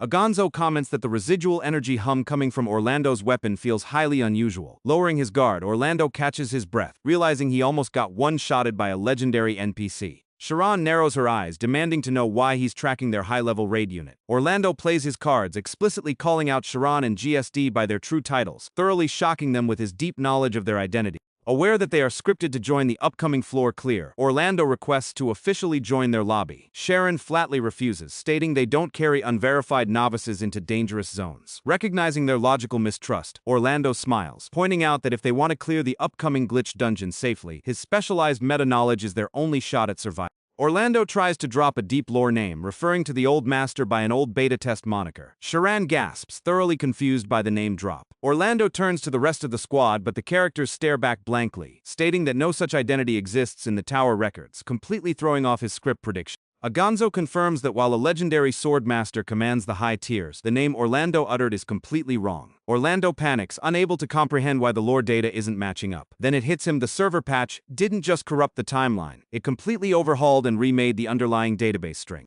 Right then, the stone golems reconstruct themselves, winding up for a massive group assault. GSD shifts into a combat stance, noting they have incoming company. Orlando locks in, desperately searching his mental wiki for the revised lore data, finally unlocking the correct historical name string used in this specific client version. The old master's localized title corresponds to an elite veteran from the Tower of Despair. Sharon states they are out of time and must reach the apex immediately. Channeling a high-tier frost spell, she obliterates the stone floor to wipe out the golems, inadvertently creating a massive gap that separates Orlando from their unit as the ice shatters the mobs into thousands of frozen pieces. As the floor crumbles, Sharon calls out to GSD to anchor their position. Orlando smiles through the smoke. Hearing her use the correct abbreviation confirms his data correction worked perfectly. GSD smoothly grabs Orlando's collar to pull him up, looking at his spiked hair and gruffly asking, "Alright kid, who exactly are you?" Orlando plays it cool, replying firmly, "Just call me Orlando." The old master chuckles, stating that everyone across Arath simply knows him as GSD. Sharon slides over to join the huddle. Brushing past her, Orlando notes her character design is way more striking up close. GSD asks what his endgame is, and Orlando goes straight for the meta option, requesting to officially become his apprentice. After evaluating his hidden stats, GSD grunts in approval and commands him to keep pace. Seeing the apprenticeship prompt clear, Sharon watches Orlando string his blade up. She calls out to him, prompting Orlando to look back. Getting unusually close, she locks eyes with him, offering a special invitation to visit the Mage Guild for tea. Orlando sweat drops at her sudden aggressive NPC charm settings, giving a quick, awkward nod to move the dialogue forward. Gently stepping back, he states he's not planning on leaking his tower layout data. She attempts to initiate a trade prompt, but Orlando flatly declines the transaction. She huffs at his secrecy, but Orlando completely ignores the dialogue box, bluntly asking if she has any spare clear cube fragments in her inventory. She pulls out a glowing cube, wondering if that's the material he needs for his skill. Orlando swiftly snatches the material right out of her hand, making the guildmaster yell at him to return it immediately. Reaching the massive iron double doors at the apex, GSD announces they have arrived at the core sector. Orlando checks his UI, confirming this is the glitched boss room, while Sharon continues to grumble threats in the background. Stepping past the threshold, GSD charges straight into the Grand Hall. Suddenly, a lower-level player party spawns at the alternate entrance, typing out a query about which layout path to track. Ignoring the random users, GSD blitzes ahead. Out of nowhere, a massive radiant silhouette descends from the ceiling, completely blocking the old master's vector. Captain Van tenses at the blinding flash, demanding to know what the anomalous light is. Before he can frame dodge, the massive guardian materializes and unleashes a heavy kinetic punch that blasts the captain across the room. Agonzo catches him, Van grunting that he knew clearing the lower sectors this smoothly was a total balance anomaly. The celestial entity manifests completely, declaring his true name, Seekheart, the Lord of Light. He glares down at the raid group, booming a warning to all intruders who dare soil his sacred sanctuary, commanding them to leave or face erasure. Standing at the back, Orlando merely stares at the massive boss dialogue prompt hovering in his vision. Without hesitation, Orlando slams his hand down to skip the boss cutscene. Instantly breaking the dialogue lock, the female fighter player charges Seekheart at maximum velocity. Van roars for the knights to back her up. Orlando draws his blade, asking if they need a pro vanguard, making Hertz snap around and recognize his voice instantly. Hertz glares, screaming that the yellow-haired terrorist has dared to infiltrate their raid line. He draws his weapon to execute Orlando on the spot, but GSD steps in, calmly stating that Orlando is now his official apprentice and under his absolute protection. The old man tells Hertz to lock in and focus his aggro on the actual boss fight. Hertz continues to glare, but Agonzo barks at him to drop the petty feud and focus, warning that they need every bit of DPS to clear this room if they want to survive. Right on cue, a massive swarm of elite flying dragonoids spawns in, a soldier yelling that the boss ads are mobilizing.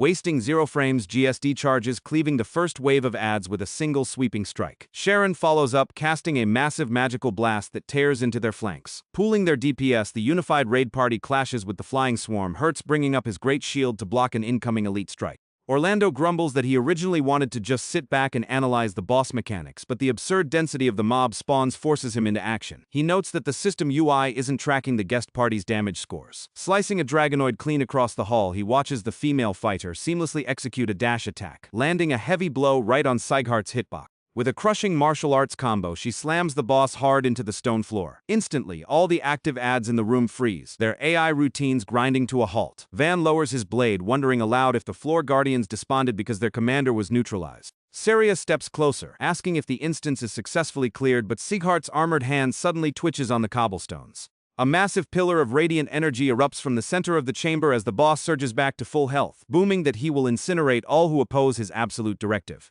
Van groans, cursing Hertz for jinxing the encounter. Agonzo grunts, wondering if this light entity possesses an infinite revival cheat code. Orlando steps up, calling out the correct raid mechanic over the comms. They must destroy the structural magic circles anchoring his core inside the floating castle subinstance. Ordering a full retreat, Orlando sprints to lead them to the exit portal, pulling up his UI to lock in the floating castle coordinates. Entering the newly unlocked sector, the raid unit storms the massive floating fortress. They locate the core magic circle heavily guarded by elite mechanical constructs. Orlando takes a tactical position to manage the aggro lines, while the party dismantles the guards. Smashing the core structure, the system registers the subquest clear notification. Warping back into the main sanctuary, they face Sighart for the true final phase. Orlando draws his dark blade, determined to finally wipe out the Radiant boss once and for all. He coordinates the spacing as his allies engage the entity, Sighart executing a high-speed dash attack targeting the party's backline. Reading the recovery frames, the female fighter leaps over the sweep and drives a crushing iron fist straight into Sieghart's chest core. The kinetic feedback triggers a massive chain reaction, causing the external power spire in the sky to completely detonate. The boss turns to dust and Saria cheers, thanking the entire lobby for successfully clearing the crisis. Sheathing his sword, Orlando mutters that he hopes the temporal loop is officially fixed. Suddenly, a strange crimson energy erupts from Sieghart's empty armor on the floor, swirling out and binding Orlando's body. He tenses, realizing the standard dungeon reward cards aren't spawning. A sign that the glitch is overriding the clear state as a massive corrupted magic circle manifests in the sky above. A stray bird flying near the ceiling is instantly disintegrated by the magical pressure. Agonzo's squad backs away from the barrier, noting the sheer density of the raw energy. Van clenches his fist, realizing a hard lock has triggered, blocking their path. From the lower platform, Orlando shadows them, desperately scanning the UI fields to find where his clear loot card glitched out. Orlando grunts, worried he missed a mandatory narrative condition to unlock the loot phase. Suddenly, Lenny's loud voice echoes from the lower steps, frantically screaming out for her captain. Orlando spins around in complete bewilderment, locking eyes with the pink-clad young knight as he calls out her name. Confused by her out-of-sequence appearance, he asks what she's doing here. Lenny proudly declares she's here to secure a promotion by taking down the boss. Solamlings as Dan is carried off by the medical NPCs. Lenny spots the glowing portal above and charges forward, but Orlando lunges out, grabbing her arm and barking at her to wait. Annoyed, she demands to know why a random adventurer is blocking an Imperial Knight. Knowing her lore path dictates she tragically dies if she enters this specific corrupted zone, Orlando locks his grip, determined to keep her out of the room. Confused by his intense gaze, she blushes slightly. Orlando drags her back down the stairs, warning her that a game-breaking script event is about to crash down. Through the high windows, the majestic silhouette of the giant flying whale, Behemoth, drifts calmly through the sky. Outside the balcony, GSD halts, his senses picking up heavy atmospheric tremors as he warns that a massive object is breaking airspace. Suddenly, a burning Imperial Magata airship hurtles toward the tower at terminal velocity, thoroughly shocking the raid party. Lenny screams, pointing out the falling vessel and shouting that the map's final world event has triggered. Orlando analyzes the trajectory, realizing a key transport NPC is about to violently crash land. Lenny panics, yelling for them to evacuate the landing pad, but Orlando tells her to lock in and stay behind him, even as the blazing wreckage tracks directly toward their exact platform. Lenny breaks into a panic, screaming that she needs to pull Captain Van out of the crash zone. Orlando tracks the collision vector, realizing the automated pathing is broken. The escape pod isn't hitting the designated courtyard, it's tracking straight for their skulls. He narrows his eyes, wondering why the corruption glitch redirected the physical model's trajectory. It hits him this structural collision is the core execution of the timeline corruption bug designed to wipe out Lenny's data string. Without a second thought, Orlando hurls a heavy kinetic projectile high into the air, charging forward to intercept the impact and shield her. Deciding his only play is to completely detonate the vessel mid-air. He recalls that while an NPC crash is hard-coded into the lore, the modified physics engine has turned it into a lethal hazard. His dual objective locks in: rescue Lenny and preserve the incoming passengers' data. As the burning hull closes to within meters of their platform, a distinct female silhouette can be seen staring through the pod's viewport glass. Orlando grits his teeth, muttering that this level of script manipulation shouldn't even be possible within the tutorial logic. His global chat UI continues to pop up with endless player trolling and laughter, pushing his frustration to the absolute boiling point. Suddenly, the airship slams violently into the foundation of the sky tower, the cataclysmic shockwave causing the entire stone structure to buckle and collapse. Careening completely out of control, the airship threatens to slam directly into the structure. It scrapes violently along the walls, tearing down massive chunks of stone. Gritting his teeth, he screams that he won't give up and will see this mission through to the end. Dumbfounded, Lenny watches as the massive vessel is suddenly deflected, unable to comprehend what just happened.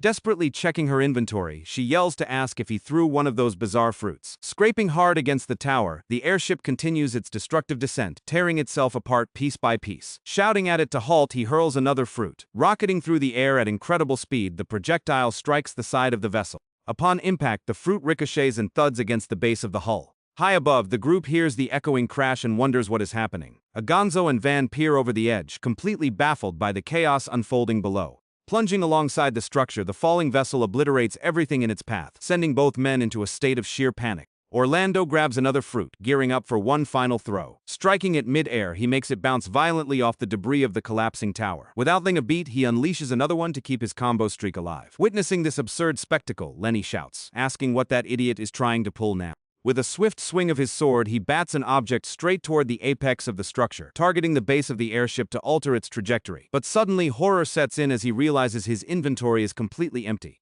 Without that extra momentum, the massive ship loses its upward thrust and begins plummeting back toward the Earth. Terrified, Lenny warns that the ship is doomed to crash without any thrust left. Suddenly, he leaps straight toward the falling vessel. Shoving the cube he swiped from Sharon into his mouth, he spits it out, manifesting a makeshift platform from the tumbling debris. With a powerful kick, he drives a massive chunk of rock upward. He then slashes the boulder with his blade, sending it rocketing forward with insane velocity. The makeshift projectile flies straight toward the massive magic circle illuminating the sky. With a roaring cry, he unleashes every ounce of energy within his body, activating a high-tier skill to gather a massive torrent of dark power.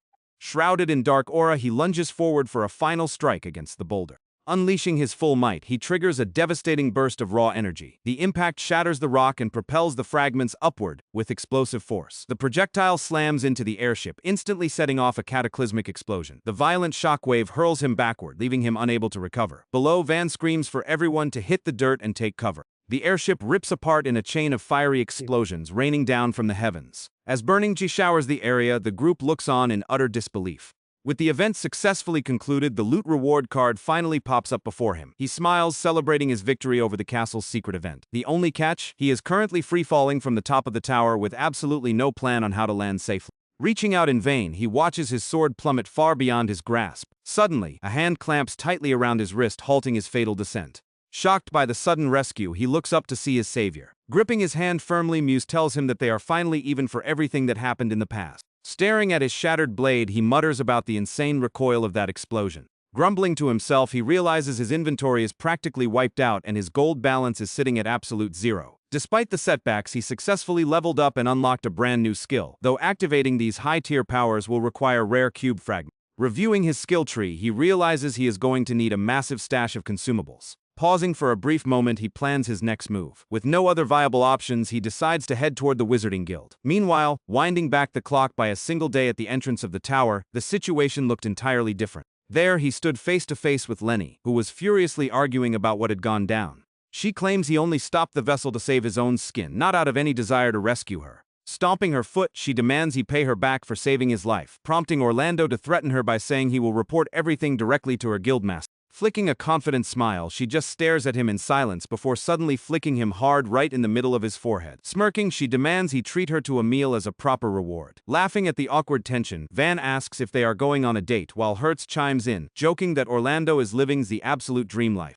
As they prepare to depart, Van tells him there is no need for such rigid formality between comrades. Hertz throws out a parting threat, muttering that he'd love to take his head as a trophy.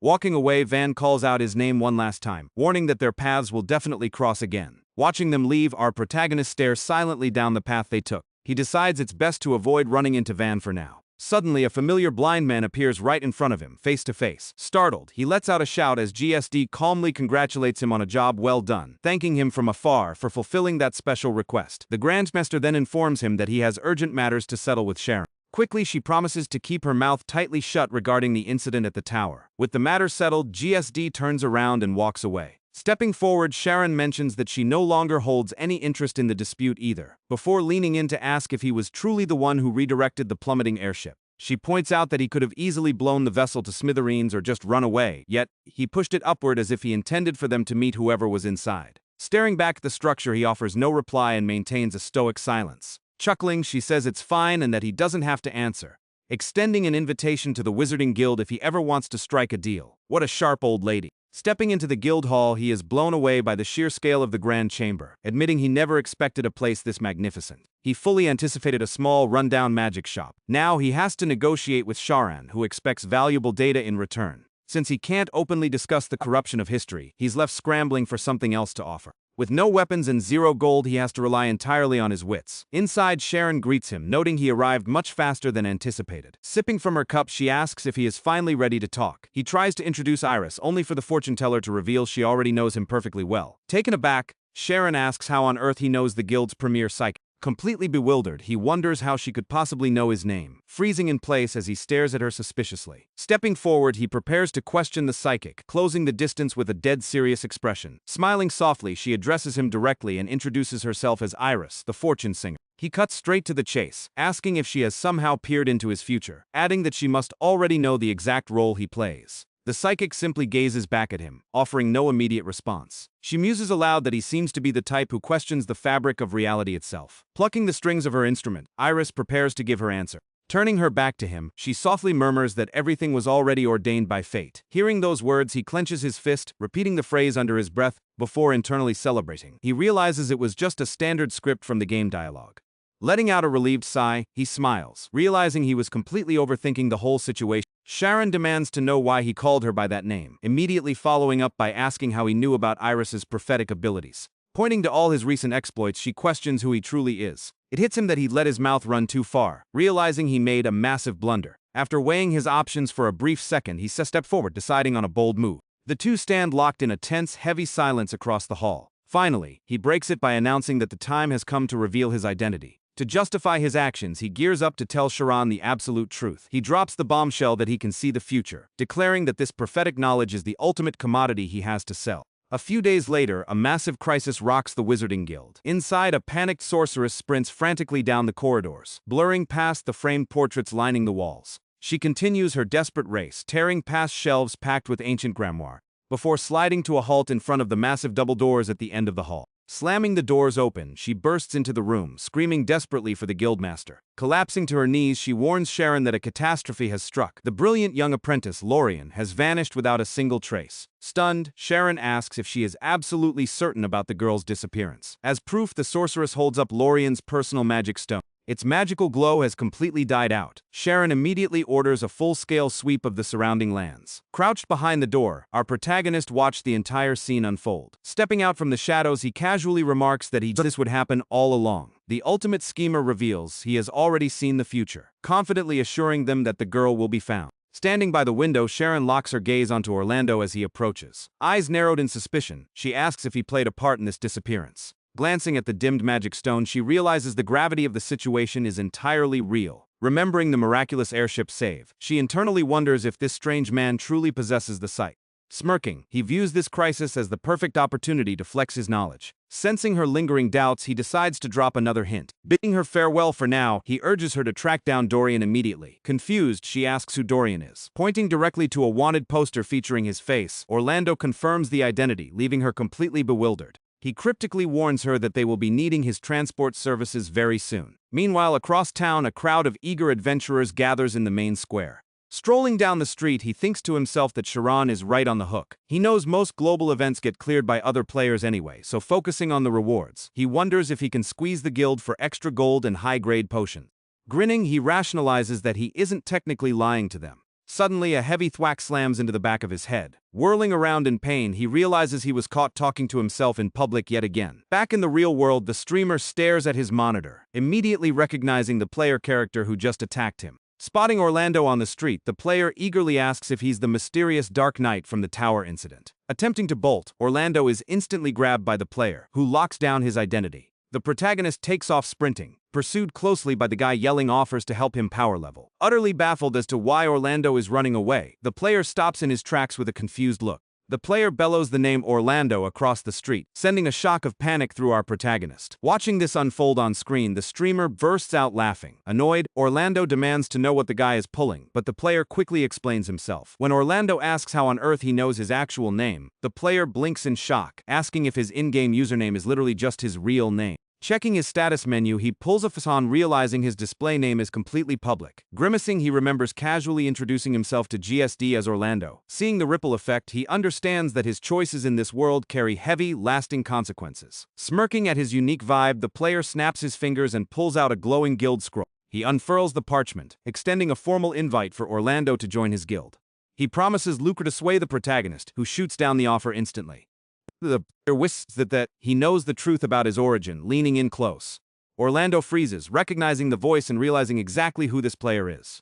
Suddenly, Ophelia breaks through the crowd, screaming that she will return to claim her bloody vengeance. Ducking into the shadows, he recognizes her as the traumatized survivor of the burning airship. Agonzo steps forward to restrain her, but she fiercely breaks free from his grip. Spotting Van and Agonzo together, Orlando realizes the catastrophic behemoth storyline has officially triggered. The specific player tackling the questline is the archer known as Muse. Capitalizing on the chaos, he slips away unnoticed while the other guy scans the crowd for him. Clutching Van's armor, Ophelia gasps out that the sacred temple atop the behemoth is her home. She weeps, revealing that the cultists were her true family. But Lotus warped their minds, forcing them into a brutal, bloody slaughter against one another. Shouting through tears of unbridled rage, she declares she cannot sit back and do nothing. Watching from a safe distance, Orlando reminds himself to stay completely cool. The behemoth, a mythical colossal flying whale, harbors an entire religious order upon its massive back. Desperate for reinforcements, Ophelia fled to the surface world after the mind control massacre struck. There are 12 primordial apostles in total, serving as the ultimate bosses of this universe. He notes internally that Muse's advanced class is notoriously brutal for beginners to pilot. Approaching her, Agonzo asks bluntly if she's a qualified scout. He warns them they are heading to the completely wrong sector of the harbor. Tracking them silently, Orlando realizes the player just mashed through the dialogue buttons, skipping the entire lore exposition right then and there. As the figures walk away, Van and Agonzo appear completely uncorrupted for the time being. With the dialogue finished, a sudden clatter breaks the atmosphere. Confused, Orlando blinks. The cutscene should have wrapped up cleanly by now. Out of nowhere, Lenny comes sprinting down the dock, screaming at the top of her lungs that she's joining the expedition. Following the briefing with Ophelia, the strike team prepares to infiltrate the outer walls of the temple. Side by side with Van and Agonzo, our protagonist steels his nerves for the treacherous mission ahead. Suddenly, Van gets into a heated argument with Lenny. He barks at her that she has no business being on the front line, flatly rejecting her plea to join and insisting this dangerous operation is far above her rank. The strict vice captain, Hertz, arrives a moment later and physically restrains Lenny, apologizing to the captain for failing to keep her locked down at headquarters. Hertz orders the reckless knight to cool her head, warning her that their target this time is no ordinary monster. Watching the dramatic breakdown, Orlando sighs heavily, asking if this means they are all lumped together after all. He warns the squad that dragging Lenny along will drastically spike the mission's danger level. While Lenny cheers enthusiastically about going, the vice captain grips her shoulder with a grim, heavy expression. Orlando clenches his fist, notifying the crew that the drop begins at first light. Floating majestically above the metropolis, the colossal entity known as the Behemoth casts its massive shadow across the starlit night sky. To scale the creature, the Vanguard boards a massive airship docked at the city harbor. Back at the guild hall, Captain Dorian greets Sharon, asking what her orders are for the day. Nodding toward Orlando's back, Dorian asks who that sketchy drifter over there is. She smoothly replies that his name is Orlando, a special guest currently under their roof.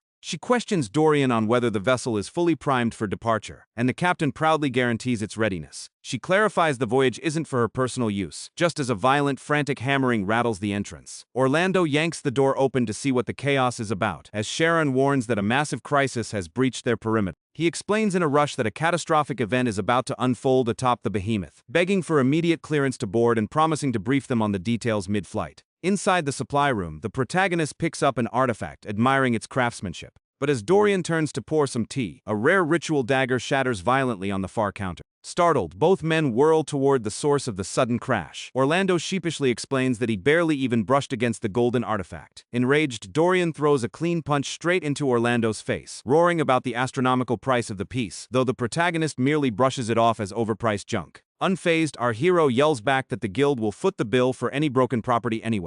Right then, the door creaks open, revealing a narrow slit. Peeking inside, a legendary knight named Roboto asks if Dorian is currently available. Taking in the absolute disaster area, Dorian turns to Sharon, asking if Orlando has completely lost his mind. Out at the docks, two massive capital airships float silently, awaiting the strike team for the impending dangerous flight. Arriving at the staging area, Orlando is stunned by the sheer number of high-level personnel gathered and barks out for them to prepare immediately. Agonzo brings up his ties to the Wizarding Guild, to which our protagonist quickly replies he's merely an independent contractor. When Agonzo notes the heavy expectations Sharon has placed on his shoulders, Orlando goes visibly rigid with tension. Scanning the docks, Orlando spots Van and Lenny making their way toward the main boarding ramp. Cornering them, the two recognize Orlando, who confirms he is deploying alongside the guild's forces. Van asks if he will be fighting alongside their squad, prompting the protagonist to ask if he can borrow one of their knights as a personal bodyguard. Captain Van generously offers Lenny for escort duty, an arrangement our protagonist locks down immediately. Wearing a subtle smirk, Orlando celebrates the fact that he can now easily keep a direct eye on Lenny to prevent her tragic fate. Suspicious of his grin, she demands to know what he's plotting before screaming at him to get his butt up the ramp. Just then, Muse approaches the deck as the captain notes they are finally locked and loaded. Massive canvas sails unfurl across the airship, prepping for immediate takeoff. With a powerful mechanical roar, the ship breaks away from the harbor waters, ascending rapidly into the clouds. Snapping his flight goggles over his eyes, Dorian grips the helm and bellows that they are officially lifting off. Tearing through the sky at extreme speeds, the airship races toward its final destination, the colossal behemoth. Suddenly, the vessel dives headfirst into a massive, swirling dark vortex cutting through the clouds. The violent turbulence shakes the deck, causing Muse to lose her footing and nearly plunge over the railing. Orlando snatches her arm firmly, noticing she has gone completely stiff and expressionless like a lifeless mannequin. It dawns on him that the travel sequence is acting as a literal loading screen for the active players. Up ahead, a blinding radiance breaches the end of the dark rift, signaling their exit. Blasting out of the vortex, the airship brushes dangerously close to one of the colossal, unblinking eyes of the behemoth. Awestruck by the staggering sight, Agonzo and the captain stare in absolute marvel at the sheer scale of the Leviathan. Blinking in disbelief, Lenny is completely frozen by the scenery unfolding before her eyes. Finally, the massive expanse of the behemoth stands revealed, supporting an entire continent-sized island upon its spine. Setting foot on the terrain, they find the earth scarred with scorched debris and fresh battle marks. Dorian yells from the deck that he can't hold a stationary hover for long, instructing them to throw up a flare when they need extraction. Looking at the ruined topography, it's blatantly obvious that a high-level battle recently decimated the area. Agonzo mutters that the very air feels suffocatingly heavy, and Van grimly agrees that the reality is far worse.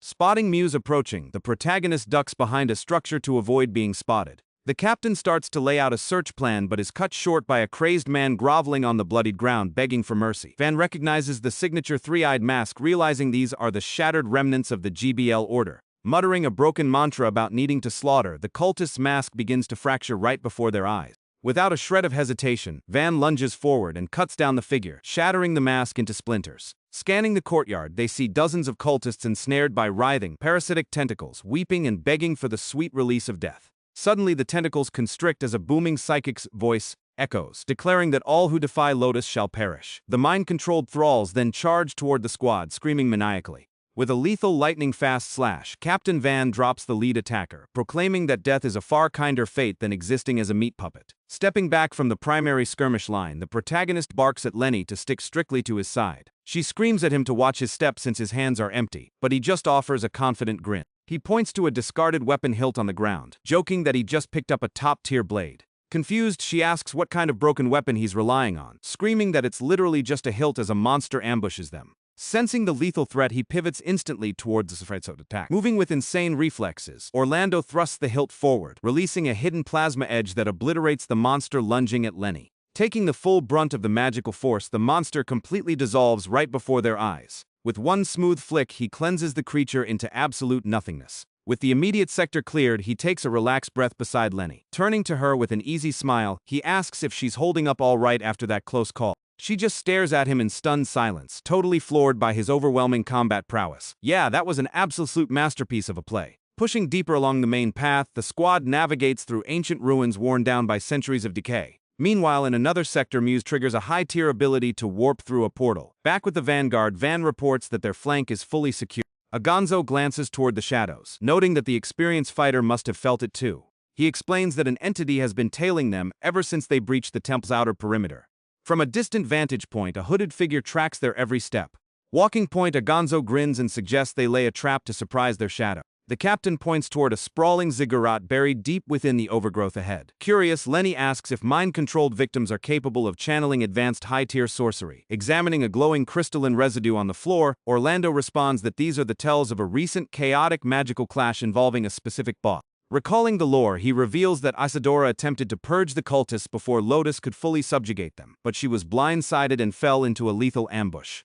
Orlando reassures her that she survived the encounter and eventually joined forces with the main party, concluding that the primary raid group must already be pushing into the next boss room. As the mental calculations accelerate, the sheer cognitive load causes a sudden nosebleed. Confused by his abrupt silence, Lenny asks if he's even listening to her. Totally trapped inside his own mind, he tunes out her voice entirely. He knows with absolute certainty that if the timeline unfolds normally, Lenny is going to die right here very soon. A flash of her blood-soaked, mortally wounded body cuts through his mind. He steels himself to push forward, conflicted by the rigid rules of history dictating he shouldn't interfere with ordained events. To the game engine, her death was coded a long time ago. Turning to her, his face softens into pure, unvarnished concern as he uses her name, ordering her to stay back because an ambush is waiting just around the bend. She huffs that she merely let her guard down for a second, but he fires back that a single second is all it takes to get killed. Blushing awkwardly, she abruptly shifts gears and asks if he happens to have a girlfriend back on the surface. Completely blindsided by the personal question, he freezes solid, totally tongue-tied.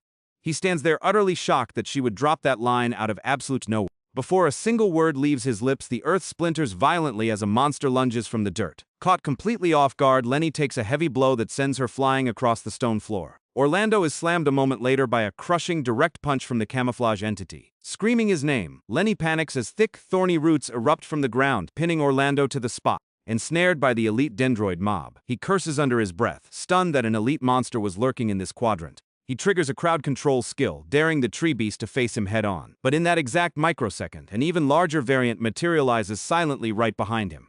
Clamping a massive wooden claw over Orlando's face, the beast locks him in a suffocating chokehold, completely neutralizing his movement. Seeing him pinned, Lenny clears the distance in a single leap, bringing her massive broadsword down upon the roots. With a fierce, sweeping strike, she shears through the reinforced vines, breaking him free from the dendroid's hold. Catching his breath, he mutters about the insane scaling of this jungle zone. He starts to dissect the mob's attack patterns, but she cuts him off, telling him to save his breath and fight. The protagonist notes she almost got herself killed, but she snaps back that she simply underestimated the mob's aggro range. Screaming in unison, both elite monsters surge forward for a coordinated lethal strike. Exchanging a brief glance, the duo links up to take them down together. Pivoting on his heel, Orlando drives his blade forward, cleanly severing the primary wooden limb of the attacking tree beast. Simultaneously, Lenny unloads a devastating overhead smash with her giant sword, sending the monster's shattered bark flying through the air. Flashing determined grins, the two move in perfect sync, tearing through the remaining waves of enemies until the sector goes completely quiet. Exhausted, they stand back to back, breathing heavily amidst the smoking ruin. With the threat cleared, Lenny suddenly stumbles and collapses to her knees, sending a jolt of genuine worry through Orlando. He rushes to her side, asking if her HP bar is too low, but she just looks completely drained. Holding out her hand, she winces, admitting she severely twisted her ankle during the final clash and needs a lift. Looking down at her, he finally addresses her previous awkward question, calmly stating that he actually already has a girlfriend. He casually notes that Lenny actually knows her well, causing her expression to turn completely serious.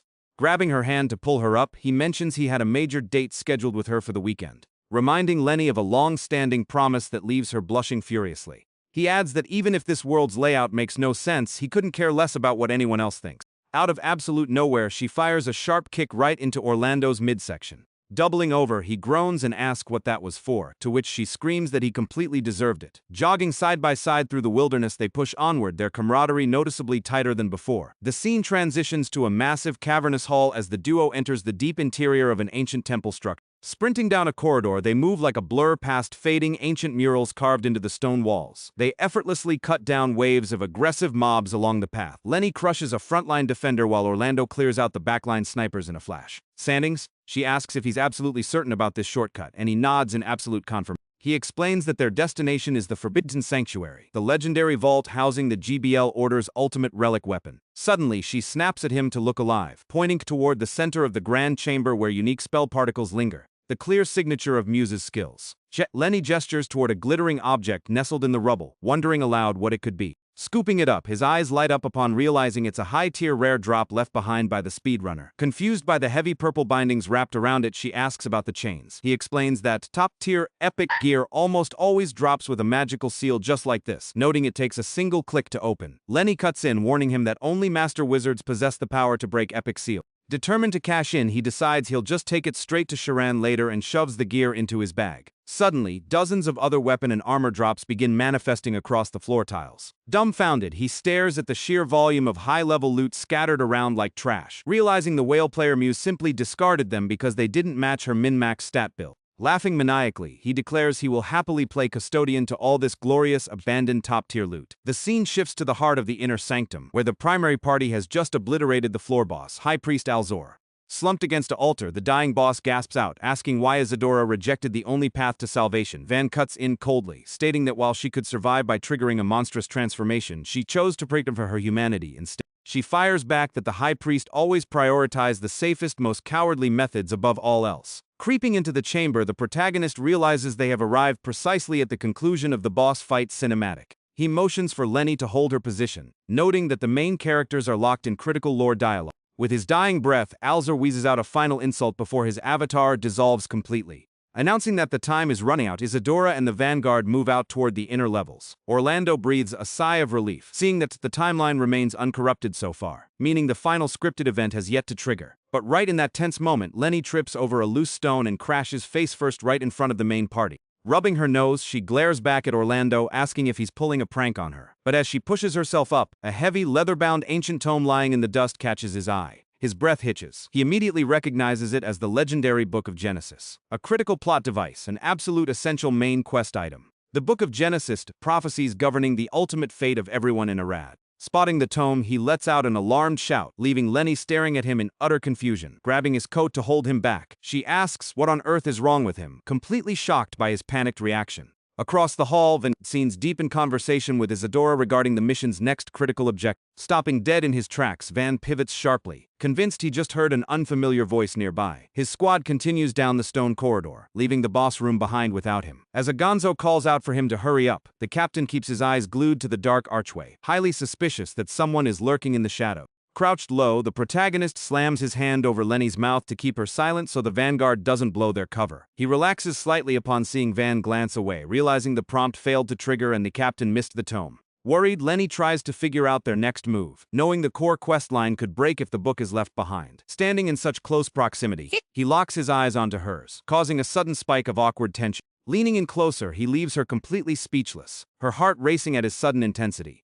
Whispering under his breath, he commands her to hold completely still. He bends down toward her face, looking for all the world like he's about to kiss her right then and there. Instead, he reaches right past her shoulder, snatches the ancient book, and furiously begins scribbling custom text to force the game script back on track. Telling her to shut up for a second, he mutters that he needs total concentration to draft the lore patch. Grinning in triumph, he holds up the newly written first chapter of the Book of Genesis, fully completed on the fly. He brags about his flawless memory of the game's text while Lenny looks out from the cover, watching Van's silhouette. Sensing a bizarre presence, the captain whirls back around, scanning the floor with a frown. His eyes lock onto a thick parchment page resting clearly on the stone tiles. Watching from the shadows, Orlando silently cheers as the critical lore item is successfully delivered to the main party. Van picks up the written page and begins reading the grand text regarding the ancient deities. A deep look of confusion settles on his face. He clearly doesn't recognize the specific mythos detailed on the sheet. After skimming the contents, he turns to resume his path, but suddenly lets out an astounded shout, swearing he has never encountered such profound lore in his entire life. Seeing that the chronicle cuts off abruptly, Van decides to pocket the mysterious grimoire and carry it with him. Watching from hiding, Lenny shakes her head at Bizarre's muttering and distant shouting. She notes that while the captain has a short fuse, she's never seen him break character like this. Having never witnessed him so intensely rattled, she whispers to ask Orlando what kind of crazy script he just planted. A bit thrown by the extreme reaction, the protagonist wonders if the captain's AI pathing always gets this aggressive during this segment. He mutters that while the facial animation is a bit intense, the dialogue lines match the original database. However, noticing that the standard quest complete text has failed to populate, Lenny realizes the timeline corruption hasn't been fully cleared yet.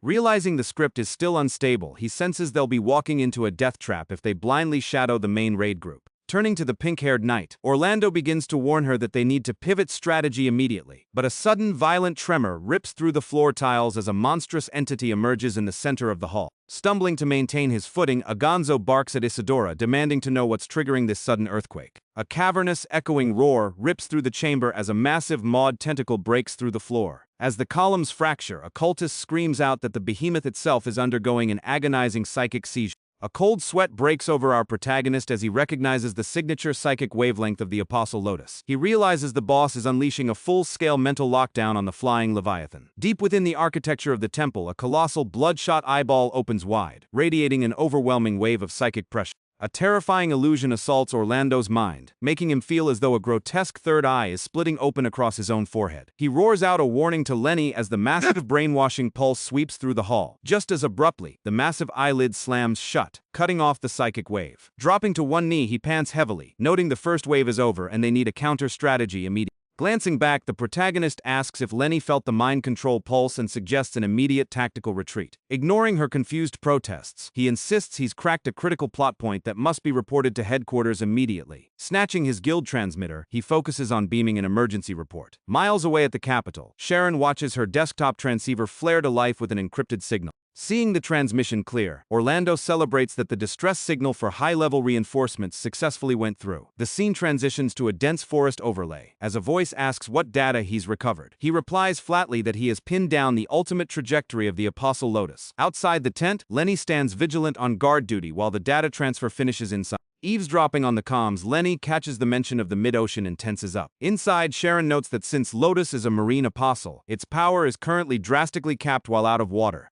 Analyzing the prophetic text, Orlando points out that Lotus is hijacking the behemoth's navigation to steer it directly into the deep waters of the mid-ocean. Clutching his temples, he mutters that he can already see the exact sequence where the boss's plan succeeds. He reveals that once the Apostle hits deep water, it will fully regenerate its reality-warping power and obliterate the continent of Arath. At this horrifying revelation, a glass cup rattles off the table and shatters on the floor. Sharon asks with a trembling voice if this dark timeline is absolutely set in stone, and he nods, stating normal methods can't alter it. Gripping his collar, she screams that there has to be a hidden mechanic to take the monster down. Completely unbothered by her panic, he steps forward as she stands there completely dazed. Holding out an open palm, Orlando calmly states that his consulting fee is exactly 100,000 gold coins. Suddenly, the tent flap flies open, cutting their negotiations short. Lenny bursts in, urging him to hurry back to the front line, but he replies they need to make a critical shopping trip first. Cut to the bustling city plaza, with Lenny hilariously holding a melting ice cream cone in each hand. Orlando explains they've mapped to the famous Hendon Myra marketplace, renowned for its rare regional items. She screams at him, demanding to know if they truly have time to go window shopping during a world crisis, but he merely shrugs lightheartedly.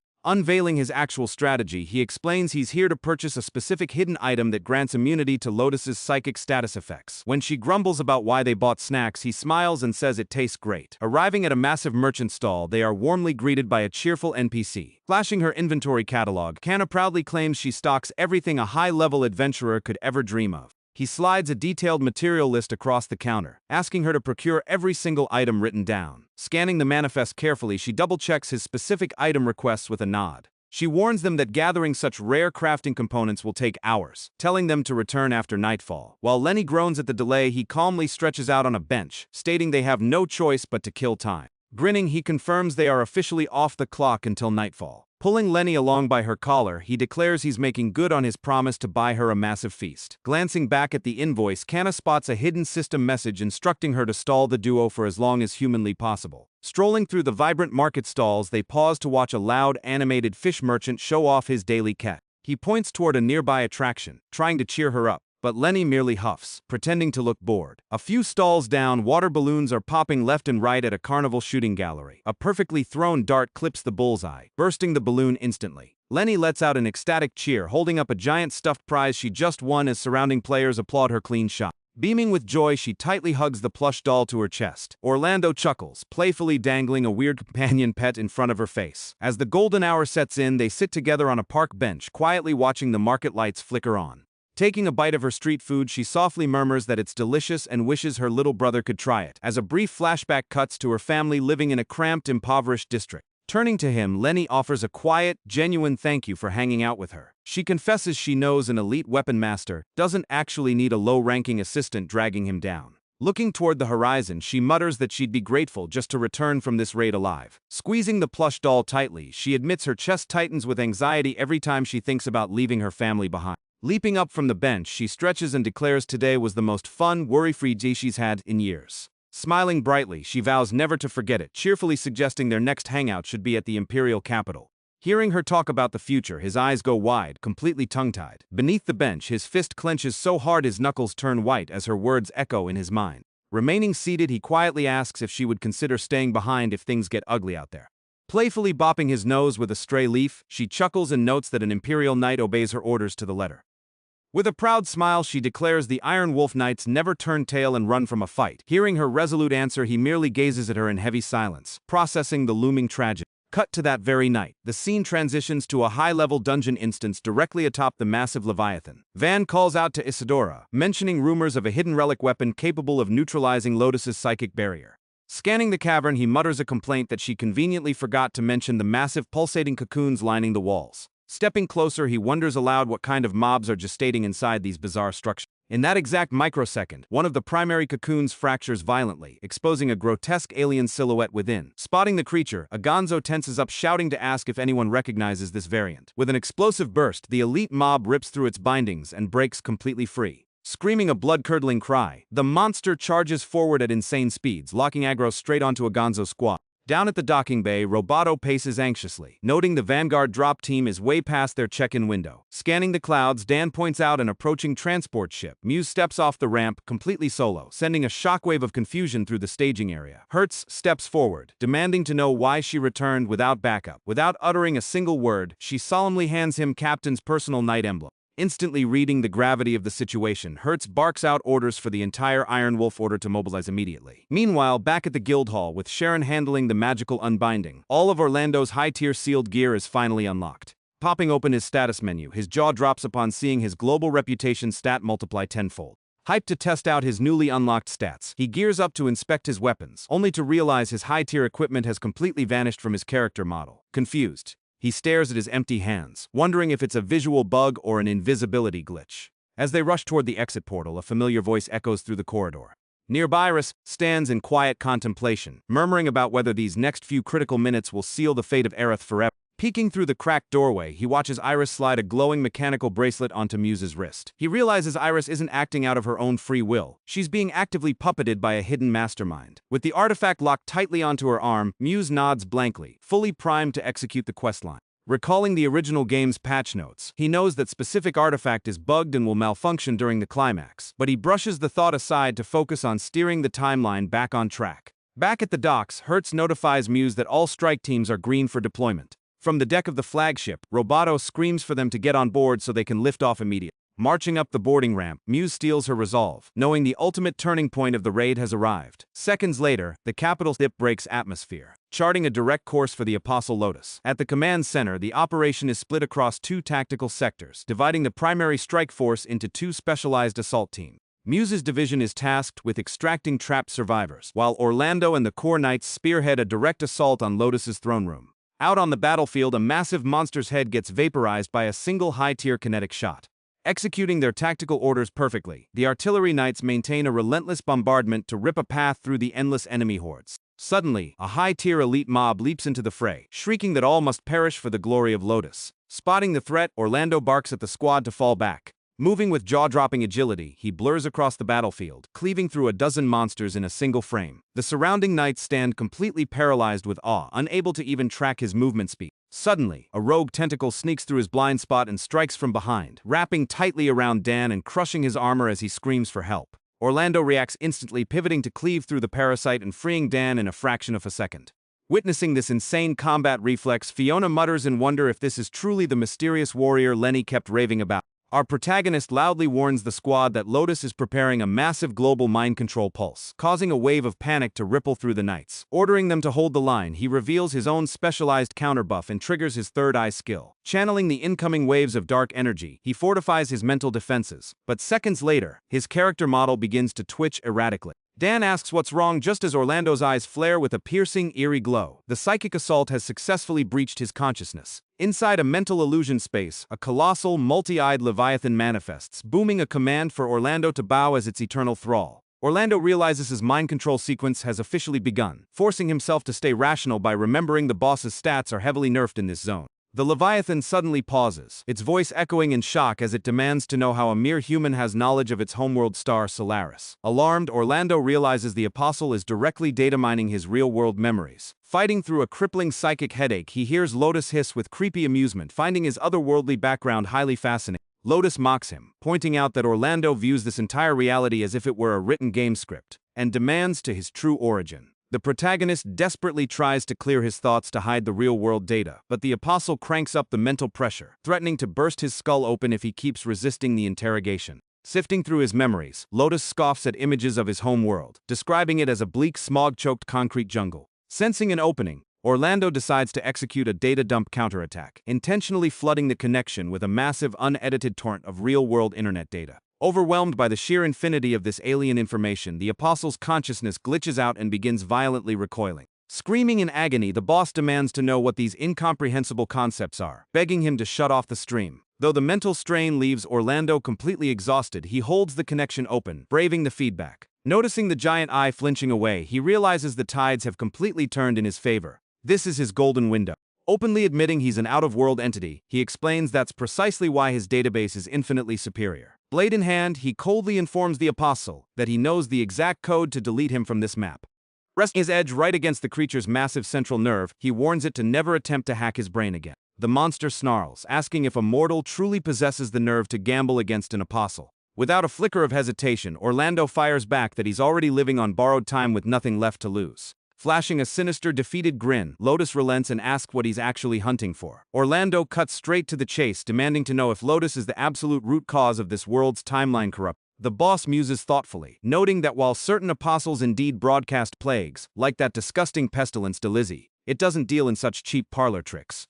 Orlando clarifies he isn't talking about a literal biological infection, but Lotus dismisses the distinction as irrelevant. Seeing Orlando push for answers, the Leviathan bursts into a mocking roar of laughter, leaving our protagonist completely perplexed. The monster sneers, asking if an omniscient player shouldn't already know the identity of the Grand Puppeteer. It drops a heavy lore hint. Only one specific apostle has the authority to completely blind the cosmic gaze of the goddess Namir. Connecting the dots, Orlando's blood runs cold as his theory is verified. Only one entity's capable of pulling off a structural cheat of this scale. The mastermind behind it all, the beautiful, terrifying Hildur. Cursing under his breath, the protagonist grumbles about why the absolute most annoying endgame boss has to be the script hijacker. Spotting his frustration, Lotus mocks him for trying to deny reality. Mentally reviewing the endgame database, Orlando lists off the few high-tier entities capable of cross-dimensional manipulation, asking bluntly if her systemic authority completely trumps Lotus's. Losing its temper, the Leviathan roars at him to never lump its majestic existence together with those surface-dwelling fools. Realizing he's struck a massive nerve, Orlando watches as Lotus fiercely belittles the power levels of its fellow apostles, proudly declaring itself the absolute, undisputed sovereign of the boundless cosmos. The boss threatens that once it reaches the open sea, it will drag out and shred Orlando's most deeply buried thoughts. It hits Orlando right then. Hildur isn't a psychic telepath. She operates entirely through grand geopolitical strategy. If she could read minds, she wouldn't need to manually manipulate the fortune singer Iris to guide fate. Before he can voice another query, a massive tentacle spear cuts through the vision, abruptly snapping the connection. Demanding a straight answer, the monster barks to know the meaning behind a strange vision it caught from his mind. A glowing rectangle. Screaming in pure rage, the entity demands to know why its majestic avatar was trapped inside a tiny pixelated monitor box. Laughing out loud, Orlando tells the boss that since it's so curious, he'll give it a massive spoiler warning. Lotus gets absolutely annihilated by a low-level raid party. Blinded by fury, the beast vows to grind his bones to dust, but Orlando merely raises his sword, daring it to try. Bristling with rage, the monster bears rows of razor-sharp fangs but slowly backs its aggro away, muttering that it shouldn't waste precious mana on a glitchy anomaly. Erupting a defensive whirlpool of psychic energy, it warns the mortal to clear out immediately or get wiped from the server. As the crushing psychic current blasts him backward, he blinks in confusion, wondering why a raid boss would willingly drop aggro and let him go. As he ponders this, the perspective jumps to Muse's strike force, pushing deep into the inner sanctum. Her anti-mind control bracelet begins to violently flicker before shorting out completely. Snapping out of his hallucination, Orlando gasps awake in a cold sweat, finally breaking free from the Apostle's psychic grasp. Scrambling to her feet, Fiona notes he's finally coherent just as he groggily asks for their coordinates. Suddenly, Dan comes racing through the brush, shouting out an emergency status update. He warns them that the lead adventurer has gone completely off-grid, and Lenny has already run off solo to track her down. Realizing they are walking into a disaster, Fiona barks that they have to move, taking off at a full sprint. Keeping pace right behind her, it clicks why Lotus let him walk away. With Muse's defensive bracelet, her entire squad has likely fallen under the boss's absolute thrall. His stomach drops as he realizes Lenny is running straight into a party of mind-controlled elite players. Cursing, he tells himself he has to outrun the clock before her death animation triggers, but abruptly skids to a halt, realizing he has no plan on how to actually fight off a mind-controlled raid team. Reining in his panic, he reminds himself his sole purpose is to patch the time, not collapse. Right then, a loud tearing sound echoes as a dimensional rift splinters the air right in the middle of the woods. Eyes wide with shock, he whirls toward the spatial anomaly as two figures step out of the tier, leaving him completely flabbergasted. To his absolute bewilderment, Muse and Iris step through the portal side by side, looking completely relaxed and unbothered. Seeing them perfectly fine, he scratches his head, completely thrown off regarding Lotus's supposed absolute mind control. Emerging right behind them, the legendary weapon master Siren stretches his arms, asking if they've finally mapped onto the back of the giant flying whale. Whirling around in surprise, he locks his eyes onto the newcomer stepping out of the portal. Taking in the iconic casual historical garb and the ancient Nodachi, the pieces click together instantly. He recognizes the man as Siran, one of the 4 legendary weapon masters and a master of time travel mechanics. It dawns on him that Siran has manually dragged them into an entirely separate historical instant. Scanning the environment, he confirms they have definitely time-warped into a past instance. Suddenly, Lenny's voice echoes through the canyon, ordering an unseen enemy to freeze right where they stand. Hearing her voice, Orlando whirls around as Siren grins, muttering that they've finally pinned down the correct temporal coordinates. Siren throws out a strict warning, telling everyone not to touch any local objects to avoid breaking the instant. Drawing his legendary blade, Siren clarifies that the only exception to the hands-off rule is Lenny herself. Highly confused by the abrupt tactical shift, Orlando wonders why their passive observation quest suddenly turned into an active escort mission. Meanwhile, Muse and Iris focus their gaze toward the ancient stone steps where physical timeline corruption is bleeding through. Peering from a high vantage point, he spots corrupted shadow figures closing in on Lenny, who is pinned to the ground. Orlando holds his position, knowing that triggering an unauthorized combat action could cause the Time Lords to immediately purge them from the server. Suddenly, a massive explosion rips through the stairwell, obliterating the ancient masonry and throwing Lenny backward as she desperately attempts to dodge the incoming spell damage. Spotting the opening, Muse shouts at the protagonist to keep his head in the game and focus down the aggro. Pointing toward a ruined archway, Siran warns the squad that their target is locked right there. Tightening his grip on his hilt, the legendary master announces it's officially go time, leaping forward to parry a lethal enemy strike with his glowing blade. Forced back onto one knee, Siran looks genuinely thrown off by the enemy's weird scaling, muttering to ask what kind of mob this is. The corrupted attacker launches a ferocious follow-up, causing Siran to wonder if they are dealing with an apostle variant. Orlando, still under a cloaking disguise, realizes the party hasn't clocked his presence yet, but his stealth meter begins to rapidly drain, threatening to expose his identity to the legendary master. Siren barely shifts his hitboxes to dodge another lightning-fast horizontal slash. Terrified of blowing his cover, Orlando panics about triggering a full temporal system wipe. The two combatants trade high-speed sword clashes across the ruined courtyard. Perplexed as to why the sequence isn't progressing, Orlando spots Muse in his peripheral vision, channeling a massive ultimate skill right behind him. Using a high-speed dash skill, Orlando attempts to bypass Siren entirely to disrupt Muse's casting. Enraged by the disrespect, Siren roars at him for daring to look away mid-duel, unloading a heavy backslash that scores a direct hit. Wincing from the damage, Orlando maintains his footing, pooling raw dark energy into his palm to activate one of his own high-tier Dark Knight ability.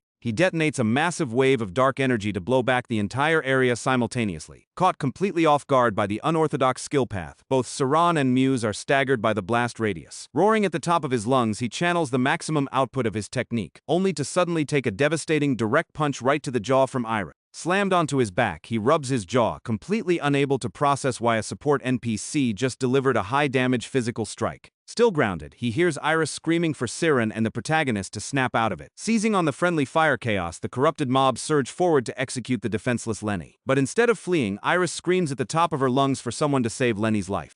The legendary swordsman and Muse hesitate, utterly thrown off by the non-scripted request as they glance down at the downed knight. Suddenly, a glowing red dagger streaks through the air at supersonic speeds, scoring a critical headshot on the lead mob. The projectile vaporizes the enemy instantly, barely securing Lenny's survival. In the aftermath, a heated argument breaks out between Siren and Muse, with the archer screaming at him to halt his attack immediately. Out of nowhere, Fiona and Dan burst into the courtyard, leaving the battered Lenny staring up in shock. Surveying the tactical mess, Orlando wonders why the Imperial Reinforcement AI is suddenly flagging Iris's party as hostile sobs. Charging forward with swords drawn, Fiona screams that she's found the targets, branding them a bunch of heretical cultists. Watching the two friendly factions throw down, Orlando scratches his head, completely lost as to how the aggro tables got this broken. Standing dead center in the chaotic crossfire, he stands frozen, unsure which faction to assist. Physically blocking Muse's line of sight, Dan roars at her to disengage, screaming for her to step back and prioritize Lenny's critical status. Still frozen in a state of analysis paralysis, Orlando wavers, unable to pick a side. Capitalizing on the total breakdown of party coordination, a rogue monster sneaks behind the lines and drives a blade into Lenny's back. Lenny's HP bar zeroes out as she collapses, and Muse takes a heavy status effect hit simultaneously. Yet looking closely at the archer's character model, Muse merely stares back with a chilling, vacant glare. Finally snapping out of his hesitation, Orlando wheels around and prepares to force a manual intervention. Sprinting full tilt toward the boss mob, he unleashes an ultimate strike while roaring Lenny's name. Meanwhile, the mind-controlled Muse ignores his incoming aggro, charging up a devastating high-tier AoE spell. She fires a blinding vortex of pure energy directly at the fallen knight's coordinates. Looking up through a pixelated blood splatter effect, Lenny watches her doom approach, entirely pinned by status effects. At the absolute final frame, Orlando throws his character model directly over her body, taking the full brunt of the cataclysmic explosion.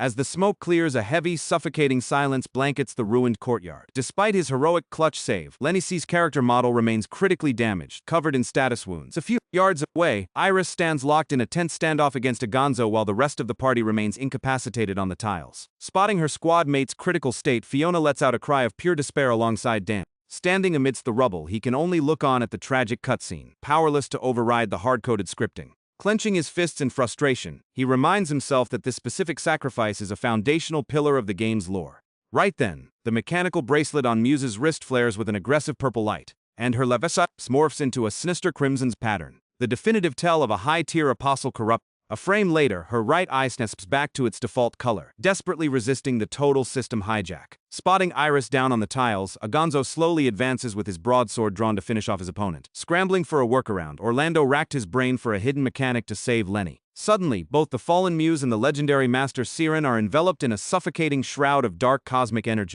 Squinting through the aura, he notes the downed high-level entities are animating in a highly unnatural pattern. Fully corrupted by the anomaly, the high-tier future versions of Siren and Muse pivot to lock their aggro onto Orlando and the remaining knights. Shocked, he grumbles about how future endgame players could get converted into basic cultist mobs. Wringing his hands, it hits him that this exact glitch matches the structural breakdown of the original server's launch event. But in that exact microsecond, a familiar static fills his brain. The boss is actively reading his mind again. Sensing the Apostle's foul presence, he realizes he has to break the link immediately. Lotus's slimy, echoing voice mocks him inside his head, boasting that it never left his consciousness. It all clicks. Lotus generated a massive mental illusion, masking its own elite zealots as his future allies. Horrified at how badly he got played, he realizes the boss had him trapped in a script loop from the very beginning. Shattering the illusion, his consciousness snaps back to reality. He's standing on the roof of an ancient ziggurat, miles away from the fictional courtyard fight. Shaking with pure, unadulterated rage, he slams his fist into the stone floor, roaring the Apostle Lotus's name across the sky. Glancing down at the writhing mass of tentacles below, he realizes the boss was piloting the entire distortion from the start.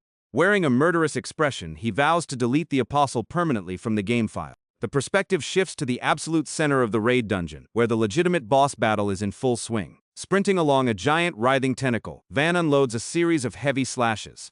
But the blade simply bounces off the boss's high defensive scaling. Annoyed by their persistence, the massive entity curses the mortals for their relentless defiance, whipping two massive appendages around trap both Vanguard leaders, mocking that their DPS is entirely insufficient. Van spits out a bloody grin, warning the beast not to get cocky since it's locked in a room with two legendary weapon masters. Hissing in fury, the monster commands him to shut his mouth, lunging an appendage to crush him into paste. But at that exact frame, Muse drops from the ceiling with an advanced plunge attack, severing the limb and breaking Captain Van free. Glancing back at Orlando, she smirks and complains that he's late to the party. Locking its massive central eye onto him, the boss screeches in disbelief, wondering how a mere human broke out of its absolute psychic trap. Unable to calculate the failure, the Leviathan panics internally, wondering if its scripted death code is about to execute. Muse scoffs at its panic, telling the giant squid not to make her laugh with such pathetic AI dialogue. Witnessing her insane confidence, Captain Van blinks, wondering why the independent mercenary is suddenly so hyped up. She immediately channels an advanced skill, unleashing a volley of homing energy arrows that lock onto the boss. The projectiles impact the surrounding limbs, triggering a spectacular chain of localized explosions. Raising her bow, she shouts that she's ending the raid phase right here and now, but a hidden stealth appendage whips out from her blind spot, snagging her waist and completely neutralizing her evasion frame. Suddenly, a thick cloud of purple smoke envelopes her model, causing her to vanish without a trace. Utilizing his advanced escape mechanic, Muse teleports cleanly across the room, breaking the boss's grapple hold completely. Van looks on in absolute awe at the high-speed escape frame, praising her top-tier mechanical execution. The boss violently re-aggros onto her, but Muse merely stares down the massive Leviathan with unwavering determination. Delivering a high-scaling aerial kick, she lands a crushing blow that forces a scripted screech from the monster. Even as the massive model collapses, Orlando warns the party that the final phase hasn't triggered yet. Dropping his sword, the captain lets out a massive sigh of relief, muttering that the brutal struggle is finally over, before proudly grumbling that the Imperial Order could have cleared it even without mercenary care. Nodding a stiff thank you for the assist, he gestures toward a glowing loot sphere hovering over the altar. But out of absolute nowhere, Lotus's booming voice echoes through the cavern, mocking their foolish celebration. With a violent, blinding flash, the boss's central eye begins radiating an apocalypse-level torrent of energy. The entire dungeon map begins to violently fracture as the ceiling tiles crumble into the abyss. The colossal flying whale surges forward at maximum speed, charting a direct course toward its final deep ocean coordinates. As the structural geometry collapses around them, the Strikeforce scrambles to grip the masonry to avoid sliding off the map. Furious, Agonzo bellows a challenge at Lotus, demanding to know what kind of desperation play this is, just as his own right eye flares with a dark, corrupt status effect glow. In a terrifying chain reaction, Agonzo's visual model changes as the heavy darkness invades his status bar. A millisecond later, the lead player's UI flashes with the exact same game over corruption marker. Suddenly, Agonzo's legendary broadsword clatters loosely to the floor, confirming his character has been completely compromised. Wearing a blank, unblinking expression, Muse lets out a creepy, mechanical laugh. The possessed archer continues her chilling laughter, throwing the remaining uncorrupted squad into absolute panic. The apostle roars in triumph, boasting that the grand design of Lotus is absolute. Catching his own reflection in the monster's giant iris, Orlando steels his resolve for the true final phase. Evading the falling masonry with pixel-perfect movement, our protagonist closes the distance, standing right in front of the giant sea entity's core eye. Orlando raises his blade, announcing that the boss has officially reached the end of its script line. Breaking through the dust cloud, Captain Van charges forward to defend the apostle, his mind completely hijacked. Staring at Orlando, the captain demands to know why the mercenary is wearing a smirk during a wipe scenario. Grinning ear to ear, Orlando fires back that he's laughing because Van's scripted death scene is about to play out right here. Astounded, Lotus screeches through the link, demanding to know how a mere human is maintaining normal movement speed while under absolute mind control. The beast unloads a localized psychic blast to force a stun state, but a glowing barrier pops up around Orlando's model, completely nullifying the attack. The reflected kinetic shockwave detonates outward, hurling the surrounding corrupted thralls across the chamber. Taunting the massive entity, he dares Lotus to check his inventory data to decode his passive defense buff. Scanning his data files, Lotus intercepts a brief playback memory of Orlando's shopping spree at the marketplace. A row of specialized high-tier resistance potions illuminating his quick slots reveals his genius counter-strategy. He breaks down the play, explaining that he specifically commissioned Kana to source status immunity consumables tailored to completely brick the boss's psychic attack vectors. Furious, the Leviathan thrashes its massive appendages, entering an aggressive physical attack phase. Lotus curses him for exploiting cheap item mechanics against a literal god, roaring that it has more than enough physical DPS to grind him to dust even without mind control. Done with the dialogue sequence, Orlando shouts that it's time to officially clear this boss fight once and for all. The perspective frames them against the moonlit sky shifting through the shattered roof as he cuts through an incoming tentacle in a single clean frame. Deflecting another heavy sweep with his blade, he asks how the monster plans to hit him when its attack speed is this slow. Offering no reply, the beast triggers a massive multi-hit combo wave.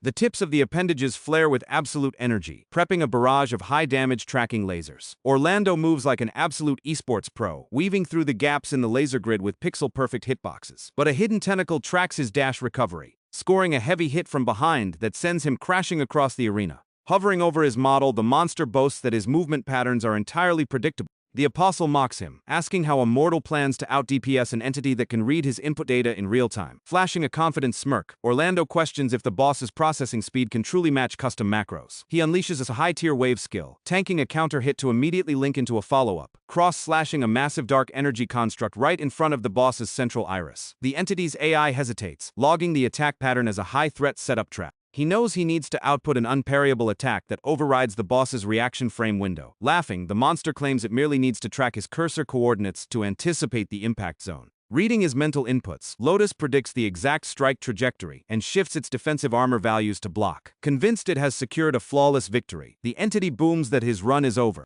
Suddenly, a critical error flares across the boss's tracking matrix. Moving with instantaneous speed, Orlando delivers a crushing frontal assault that completely bypasses the defensive guard, catching the Leviathan completely flat-footed. Unable to calculate the hit, the boss shrieks, confused as to how the attack ignored directional scaling. Maintaining his concentration, Orlando cues up his next strike, mentally targeting a heavy follow-up toward the right flank. The boss shifts its armor values to face the right, only for the actual damage values to register from the exact opposite side. Glitching out, the entity screams, unable to comprehend how his hitboxes are completely detached from his animations. Orlando smirks, revealing his ultimate meta cheat. He isn't fighting using standard world actions, he's executing raw keyboard input macro strings. Since the game world's AI cannot parse raw code Siamese syntax, it cannot map his future coordinates. He mocks the boss, asking what happened to its absolute mind-reading authority. Exploiting the AI's stagger state, he chains a flawless loop combo, tearing chunks out of the massive boss's HP bar. Spotting the visual tell of a high-tier finishing skill, the desperate creature spins its entire mass to trigger a panic parry. He lunges forward to drive his blade straight into the central pupil, but an armored limb slams into his midsection, launching him violently into a massive structural column.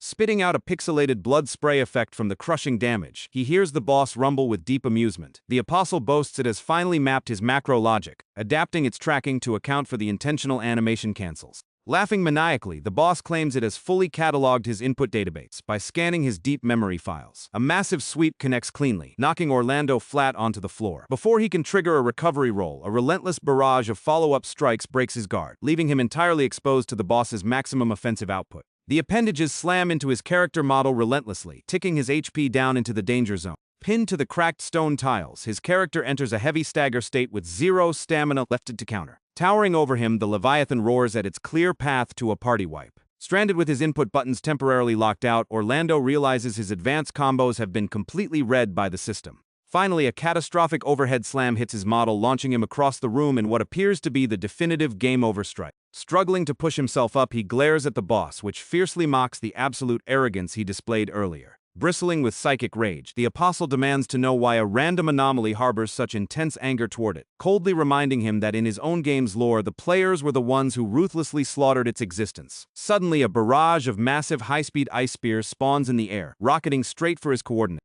Ignoring the incoming damage, he overrides his character's stagger limit, sprinting straight through the projectiles while roaring the Apostle's name to force a final clash. The boss's central iris flares with an absolute, world-ending aura. In a horrific, slow-motion frame, a massive barbed tentacle pieces right through his character's chest armor. Cackling in triumph, the monster mocks him, calling him a pathetic fool for fighting against a hard-coded scripted ending. Yet, with an unyielding, intense gaze, Orlando completely ignores the fatal piercing status effect and presses forward. Leveraging his remaining agility, he slides along the limb, closing the distance to the boss's primary hitbox. Weaving through a chaotic mess of secondary strikes, he drives his glowing blade deep into the core nerve of the central appendage. Glitching out violently, the monster's AI stutters as a bizarre corrupted image floods its visual process. Roaring at the absolute top of his lungs, he screams that he is wiping this boss from the server right here and now. The Leviathan shrieks, demanding to know what game-breaking exploit he just triggered, as an instantaneous blinding flurry of maximum damage slashes completely shreds its remaining appendages into particles. Failing to parse how his character model is maintaining an active health pool at 0 HP, the boss's processor enters a desperate data sweep through his memory file.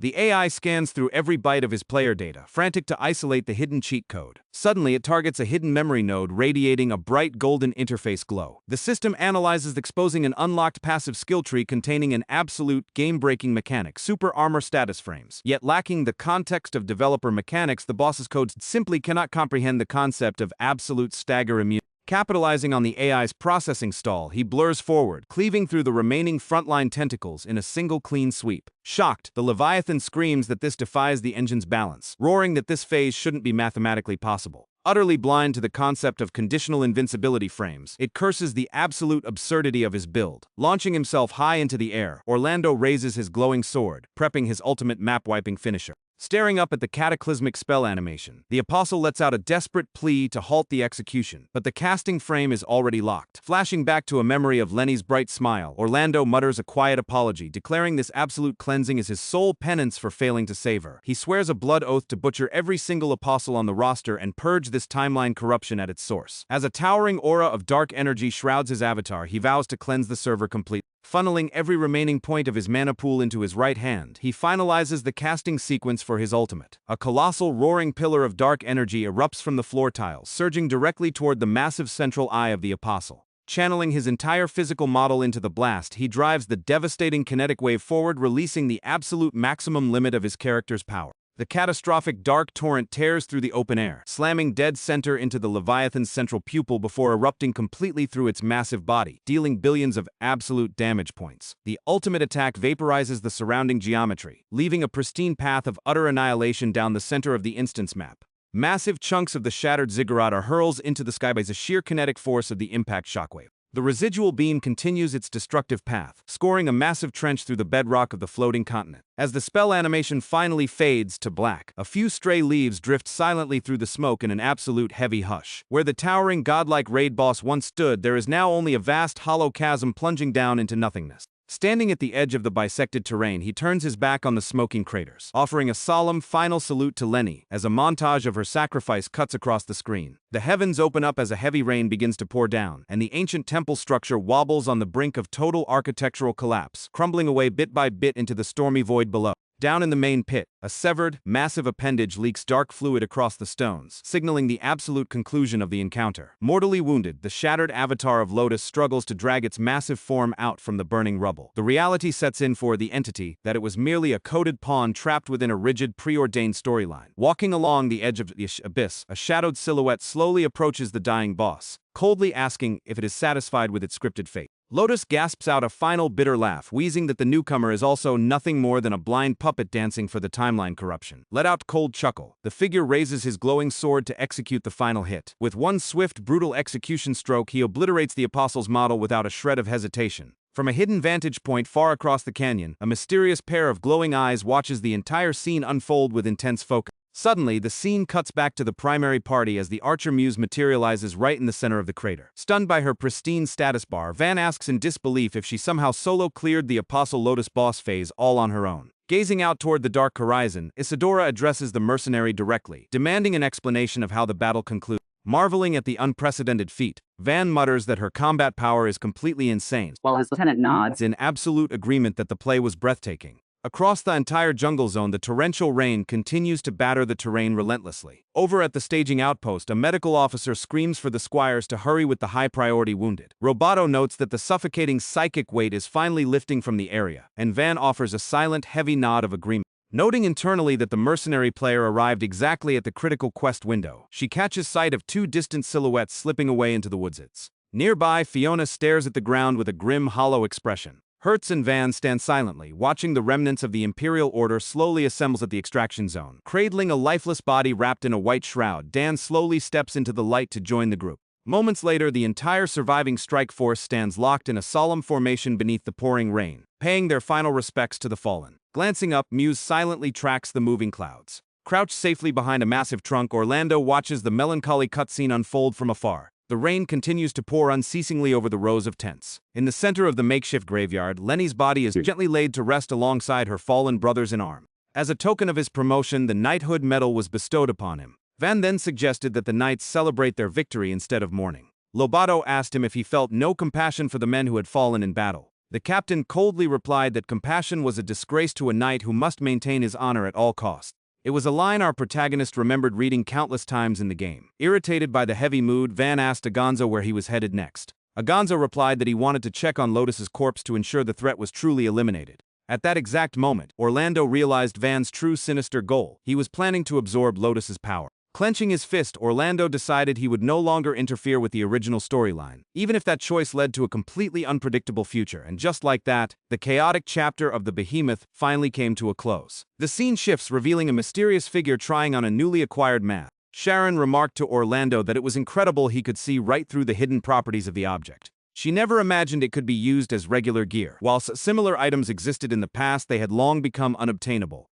Discovering this mechanic, our MC realized he could exploit his knowledge to claim illegal, out-of-bounds items directly from monster corpses. Curious, Sharon asked if he had brought any other rare loot for her to appraise. Suddenly, Orlando winced in pain, gasping as a sharp ache shot through his body. He warned Sharon to be careful around him, as his muscles were completely wrecked. It turned out the brutal side effects of using his super armor were still taking a toll on his body. Fortunately, word quickly spread across the kingdom that a legendary adventurer had defeated the fearsome apostle Lotus. Sharon then noted that Orlando had a new reputation to worry about. Pointing out his sudden growth, she mentioned that his words carried immense weight now. In response, he smirked and pulled out a secret item he'd been keeping stashed away. Impressed by his sheer potential, Sharon decided to formally recruit him into the Wizarding Guild. Looking down at the official contract in his hands, Orlando went silent for a moment. The scene cuts back to the guild headquarters, where the tense atmosphere had finally begun to calm down. After signing the contract, Orlando boldly demanded his payment up front, and Sharon handed it over without hesitation. As he turned on his heel to leave, Sharon asked where he was heading in such a rush. Orlando replied that he needed to double-check something vital and would return in a few days. Opening the door, Orlando told her not to worry about the gold, declaring he now had the perfect incentive to go all out. Trudging down a muddy path, he finally spotted a worn signpost. Wincing in pain, he grumbled that the heavy rain had completely washed away the trail leading back to Elvengard. He knew he had to get there to find the master blacksmith, Linus. Lost and unsure of his next move, Orlando wondered aloud if he should look for a guide. Right then, Sharon caught up to him and handed him a glowing, mysterious potion. When a confused Orlando asked what it was, she simply smirked and asked if he was seriously playing dumb. Before he could even hesitate, Sharon forced the liquid down his throat. Suddenly, a blinding flash of light enveloped his entire body without warning. In the blink of an eye, he was teleported away, vanishing right from the spot. Crashing heavily onto the hard ground, Orlando groaned in pain and looked around in utter confusion. Blinking in disbelief, he looked up and realized he had been instantly warped straight to the Elvengard forest. Realizing Sharon had hooked him up with a high-tier teleportation potion, he wasted no time and began sprinting forward. Keeping his current level limits in mind, he soon spotted a blacksmith's forge puffing smoke in the distance. Approaching the workshop, Orlando called out to Linus, who was already hard at work over the anvil. Linus grunted that the village had been dead quiet ever since Saria left. Slapping Orlando on the shoulder, the blacksmith asked if he managed to save that friend he had rushed off to rescue. Orlando went dead silent, staring at the old blacksmith's warm expression. The tragic image of Lenny's final moments flashed through his mind. Forcing a somber smile, Orlando replied that there was no need to worry about that anymore. Sensing the heavy mood, Linus changed the subject and asked what brought him by. Orlando got straight to the point. He needed the master blacksmith to forge a lethal new blade. Linus eyed him suspiciously, asking what happened to the perfectly good sword he had already crafted for him. Shaking his head, Linus asked what kind of weapon he had in mind and if he even brought the proper materials, wondering what Orlando had brought that made him look so confident. Our MC opened his inventory slot, and a massive object materialized out of thin air, slamming heavily onto the floor and startling the blacksmith. Eyes wide, Linus demanded to know what kind of eldritch abomination he was looking at. Smirking, Orlando explained that it was an ultra-rare tentacle severed directly from Lotus.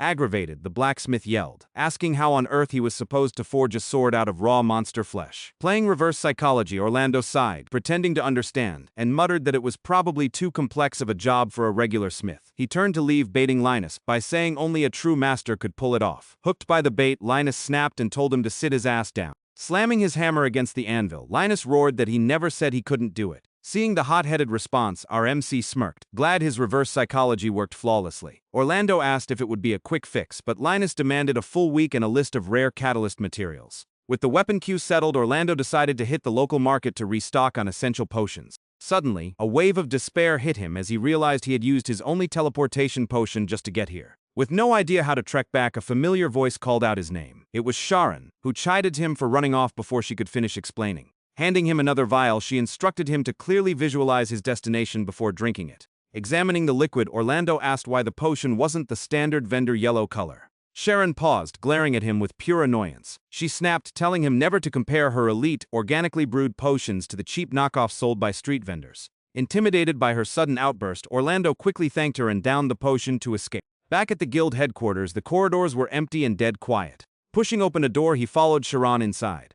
Looking around the spacious room, Orlando asked if this was his new lodging. Sharon explained she didn't have much time to fully furnish it, but hoped it would suffice for now. Right on cue, an assistant walked in carrying a covered item. Thinking it was a welcome gift, Orlando got excited and thanked Sharon for the surprise. However, the cloth was pulled back to reveal an official plaque for the Abnormal Phenomena Emergency Response Committee. Confused, Orlando stared at it, and Sharon bluntly told him it was his new job description. Horrified by the ridiculous name, Orlando immediately protested, and the two launched into a heated argument. Outside the room, their loud bickering could be heard echoing down the hall.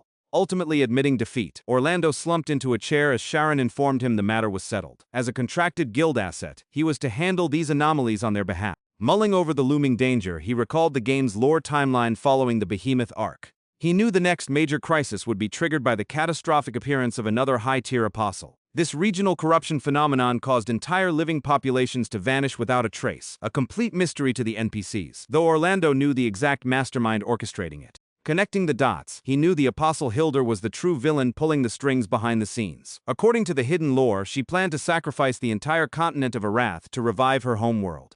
Glancing at his current character level, Orlando realized he'd get instantly obliterated by her right now. Motivated to grind harder, he stood up with renewed focus. Realizing his priority was to power up, he turned to Sharon and asked if she could brew a highly specific antidote. He explained he needed a cure for a highly infectious, weaponized plague that was about to devastate a region.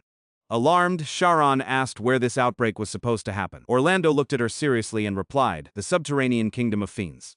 Hearing the name of that kingdom, Sharon went completely pale from shock. Orlando confirmed he knew exactly what fiends was.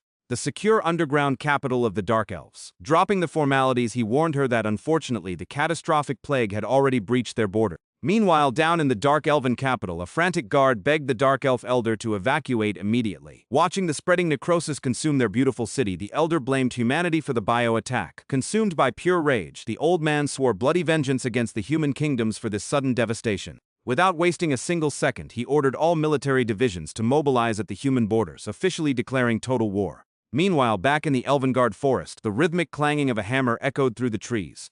Orlando watched intently as Linus worked on his weapon, eagerly waiting to see the final product. Amidst the scorching flames, Linus worked tirelessly, shaping the volatile materials with immense force. Gripping his heavy hammer, he delivered a series of precise, crushing blows to forge the metal. With one final strike, the spark settled. Wiped the sweat from his brow, and exhausted to announce that the legendary tentacle blade was finally complete. Inspecting the weapon's high-tier stats, Orlando grinned and thanked him, saying it turned out perfectly. Before Linus could even bask in the praise, Orlando handed him an explicit steel blueprint, asking for another favor. Handing it over, the confused blacksmith demanded to know what this bizarre mold was even for. Orlando casually explained it was a weapon transmog system used to swap a blade's cosmetic appearance for gold. Meanwhile, a high-level whale player named Guessing was strolling through the bustling capital city. Bored out of his mind, Guessing grumbled that he had already cleared all his daily and weekly raids. Suddenly, a server-wide megaphone broadcast echoed in his chat feed. Glancing at the sender's username, Guessing was stunned to see it was Orlando. Using a premium world megaphone, Orlando was broadcasting an advertisement to the entire channel announcing he was auctioning off a raw Apostle Lotus tentacle. Before he could finish his pitch, a loud notification pinged directly inside his mind. Muttering about the intrusive direct whisper system, Orlando saw it was Guessing frantically asking for the item details. Grabbing his UI to respond, Orlando locked in the whisper command. Guessing's wasted no time and offered a staggering 8 million gold on the spot. Grinning at the massive bid, Orlando accepted and told him to meet up in Elvengard. Moments later, Orlando spun around as a player suddenly spawned right behind him. Standing there was a massive, ridiculous white dog costume avatar with its tongue hanging out. Guessing trotted over in his joke outfit, joking that he came to make sure his ears weren't playing tricks on him. Eagerly, the whale asked how Orlando had managed to secure a legendary Apostle tier drop so early. Eyeing the glowing weapon equipped by the dog avatar, Orlando inspected its enhancement level. He gasped in shock upon seeing it was a +13 reinforced weapon. Orlando muttered that such a godly blade would be perfect for his Dark Knight build, but Guessing immediately shot down any trade offers. Confused, Orlando asked why he'd even keep such an expensive, overpowered weapon if he wasn't going to flex it in high-tier raid.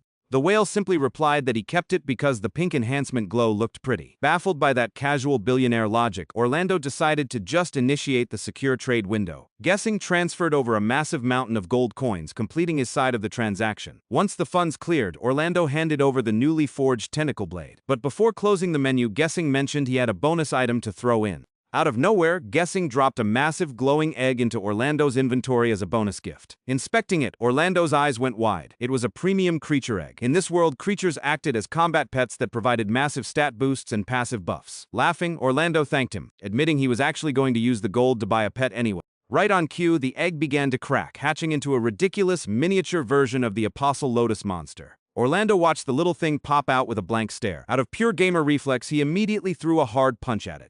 Seeing the baby pet rolling on the floor, he face-palmed, realizing his PTSD from the boss fight was making him act on instinct. Guessing chuckled, asking if he didn't find the little guy adorable. Orlando rubbed the back of his neck and thanked his friend for the insane gift, apologizing to the pet since it wasn't the little creature's fault. It looked exactly like a horrific cosmic horror. Amused by Orlando's reaction, Guessing sent him a formal invite to join his elite guild. Orlando politely declined, knowing that joining a massive guild would blow his cover as a solo anomalous player. He thanked him anyway, and Guessing told him the offer stood if he ever changed his mind. Later, by the time Orlando made it back to the Wizarding Guild, the sun was already dipping below the horizon. Stepping into the office, he called out for Sharon, but the room was empty. Instead, he found an urgent letter left on the desk addressed to him. Cracking it open, he read that Sharon fully believed his warnings about the future. She explained that a horrific magical epidemic was already mutating dead corpses into undead monsters inside Phoenix. Worse, the Dark Elves were convinced this plague was a biological strike launched by humans. Attached to the note was a regional map detailing how a catastrophic race war was now imminent. A vanguard of adventurers had already been deployed to find a cure. Sharon explained she had rushed to the front lines, alongside an elite alchemist to synthesize a vaccine. Folding the letter, Orlando realized the server's main questline was moving forward without him. He needed to get to the location immediately because a player had already triggered the scenario. Rushing out of the room, he accidentally collided straight into Saria right at the doorway. Regaining his footing, he introduced himself to the surrounding staff as an official operative of the Wizarding Guild. He muttered about how the kingdom's leadership failed to see the danger, and Saria softly agreed with his concerns. Nearby, a couple of high-ranking mages sneered, complaining that a random nameless adventurer had been entrusted with such a critical mission. Saria immediately stood up for him, reminding them that this was the very hero who saved her back in Elvengard. One of the elitist mages scoffed, muttering that clearing out low-level goblins was nothing compared to an apostle-level plague. Saria firmly shot back, saying she knew his true potential because she had watched his growth closely. With a gentle smile, Saria offered her divine blessing to Orlando, praying for everyone's survival in the upcoming war. Witnessing this pure cinematic moment, the nearby mages were completely spellbound. Bathed in a serene aura, she looked exactly like a literal goddess descending upon the mortal realm. Fired up, Orlando knew he couldn't waste another second and sprinted out of the guild. Charging forward, he officially sailed to the Kurt Dark Elven territories. He navigated the eerie, shadow-drenched forest completely solo, heading deep toward the distant mountain ranges. Reaching the perimeter, he drew his blade, keeping his eyes peeled for high-level mob ambushes. He finally summited the mountain peaks, overlooking the heavily fortified border dividing the two rival factions. Meanwhile, down at the forward medical camp, the master alchemist Lotan wiped his brow, exclaiming that things almost went completely south. Lotan let out a sigh of relief, celebrating that they had successfully synthesized the cure. Astonished, he asked Sharon how she could have possibly known the exact recipe of ingredients required for a magical plague. Right on cue, Orlando materialized out of the shadows, calling her name. With his tiny pet squid literally latched onto his face, he announced he was checking in for duty. Startled by his appearance, Sharon shrieked, demanding to know what that hideous creature on his head was. He casually replied he hadn't settled on a name for the little guy yet. Shaking off the small talk, Orlando warned them that the global event timer was ticking down. Sharon nodded grimly, informing him that the main highway to the Elven capital was completely overrun by legions of high-level undead. Checking his minimap UI, Orlando noticed something shocking. The first stage of the dungeon raid had already been cleared. Analyzing the progress bars, he realized the main server adventurer was currently clearing the hero's catacombs dungeon. In the game's lore, the resurrected legendary hero Lungjil was set to awaken there as a vital ally against the plague. Snatching a vial of the newly made antidote, Orlando declared he was heading into the dungeon to provide immediate ground support. Warning him about the insane difficulty spike, Sharon handed him an extra containment vial, telling him to watch his back. Clutching the cure, Orlando smirked, stating he already knew every single mob spawn point in this map. Stepping past the dungeon portal, the icy, putrid air reeked of impending doom. Facing a massive horde of plague-infected ghouls, he charged forward without a single shred of hesitation. A ghoul managed to claw at his armor, but he violently retaliated with a heavy shield bash. With a fluid sword combo, he shattered the creature to dust and kept his momentum going. Grinning at his damage outputs, he muttered that these standard mobs were nothing compared to his optimized build. He carved through the horde, obliterating every monster in his path without slowing down. Landing a perfect critical hit, his blade pierced a monster dead center. Suddenly, his weapon's unique passive ability triggered, randomly summoning a massive ethereal lotus tentacle from thin air. The giant appendage slammed down, instantly crushing the remaining monsters into paste. Within seconds, the chamber went quiet, the floor covered in melting loot and defeated mobs. He knew this entire pandemic was engineered by the hands of a malicious apostle. His little pet chirped in awe at his overpowered weapon, but he ignored the notification pop-up. Pressing on through the dark corridors, the massive arches of the boss chamber finally loomed ahead. Stepping across the threshold, he confirmed it was the legendary resting place of Lungel. Walking into the cavernous chamber, he approached the ancient crypt. Seeing the shattered stone lid, he cursed under his breath, realizing the cutscene had already triggered and the hero had been resurrected.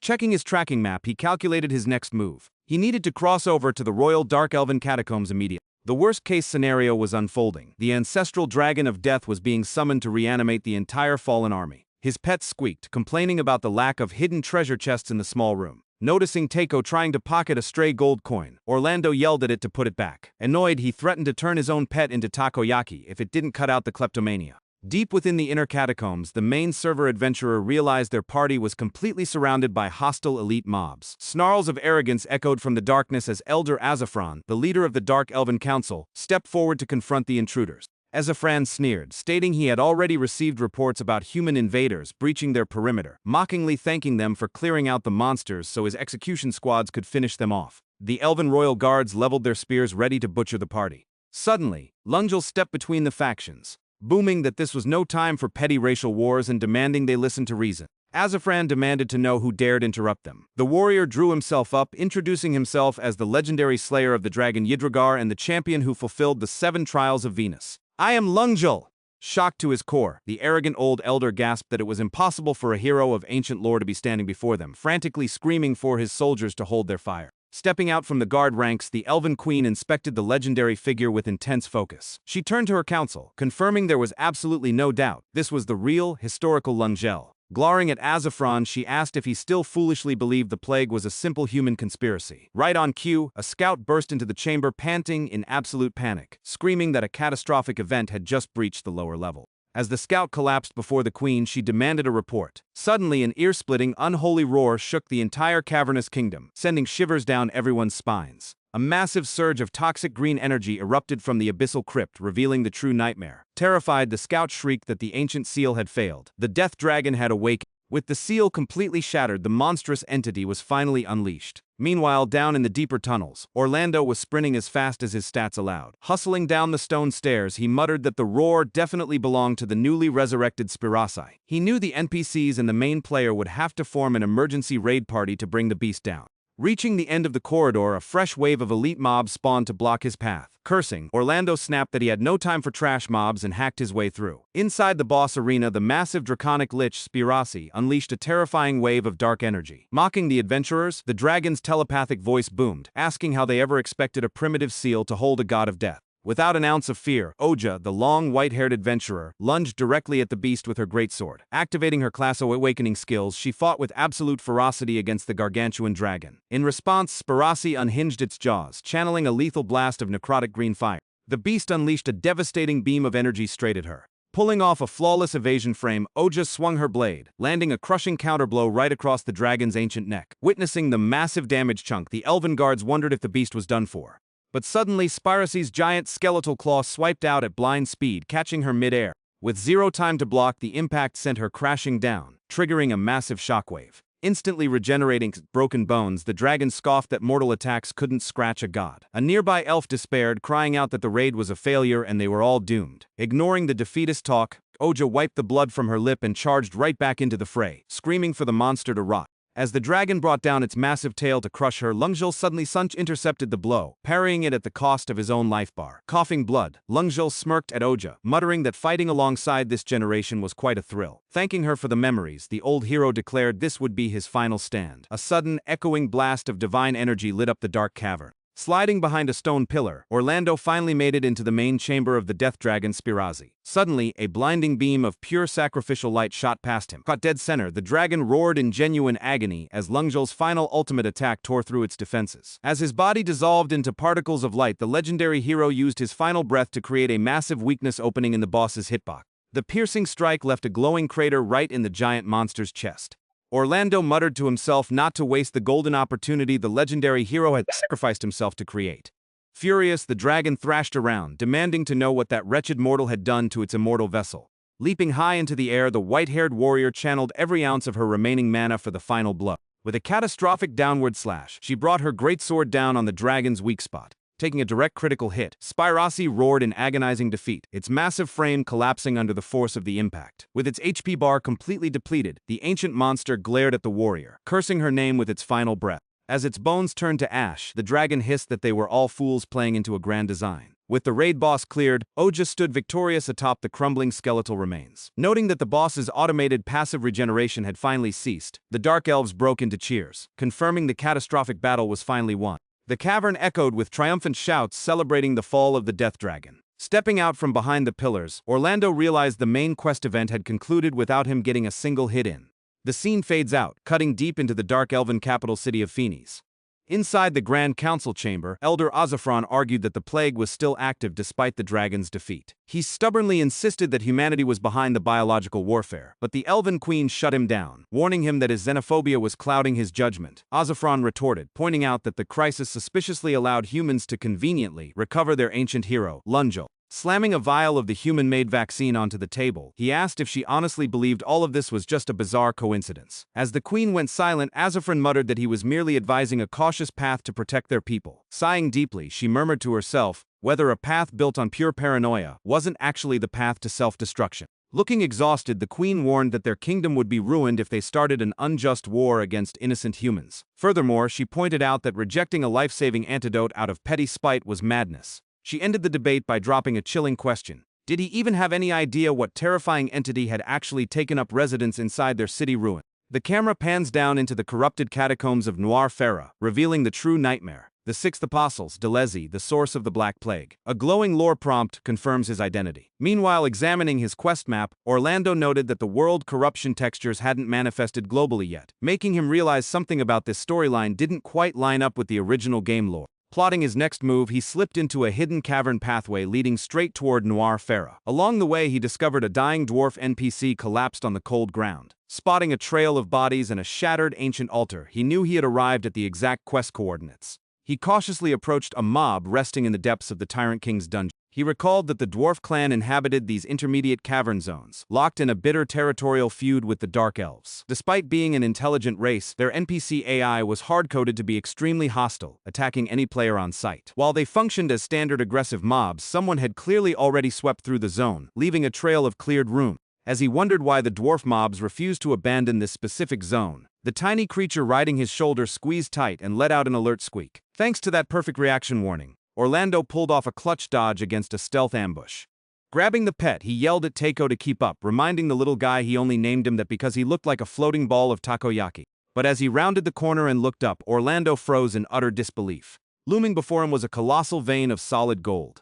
Seeing the glinting cavern walls, he remembered the hidden lore. The dwarves were obsessed with guarding this legendary gold tunnel. Realizing his exact coordinates, a massive grin spread across his face as he remembered this specific secret stage from his streaming days. Reaching out, his fingers brushed against a massive solid gold ingot. Wasting no time, he began spam-clicking the loot, shoveling the treasure directly into his boundless inventory slots. To his absolute delight, the system seamlessly processed the raw gold objects. Overjoyed, he hoisted Takeo into the air, screaming that they were finally filthy rich. He began vacuuming up every gemstone and gold coin in sight. Totally ecstatic, he literally dove onto a massive pile of riches, rolling around like a cartoon billionaire. Lying flat on his back atop the mountain of gold, he thought he could happily retire right here and forget the main quest entirely. But just as he was enjoying the moment, a flash of painful financial memories from his past life as a broke streamer ruined the mood. Snapping out of it, Orlando shook his head, stood up, and realized he couldn't afford to slack off like a casual player. Giving his face a quick slap, he admitted he had let himself get a bit carried away by the loot. Suddenly, a flash of steel cut through the cavern as the main adventurer, Oja, lunged forward, striking down a remaining dwarf guardian with her blade. As the mob dissolved, crying over its lost gold, Oja looked down with an icy, unbothered expression.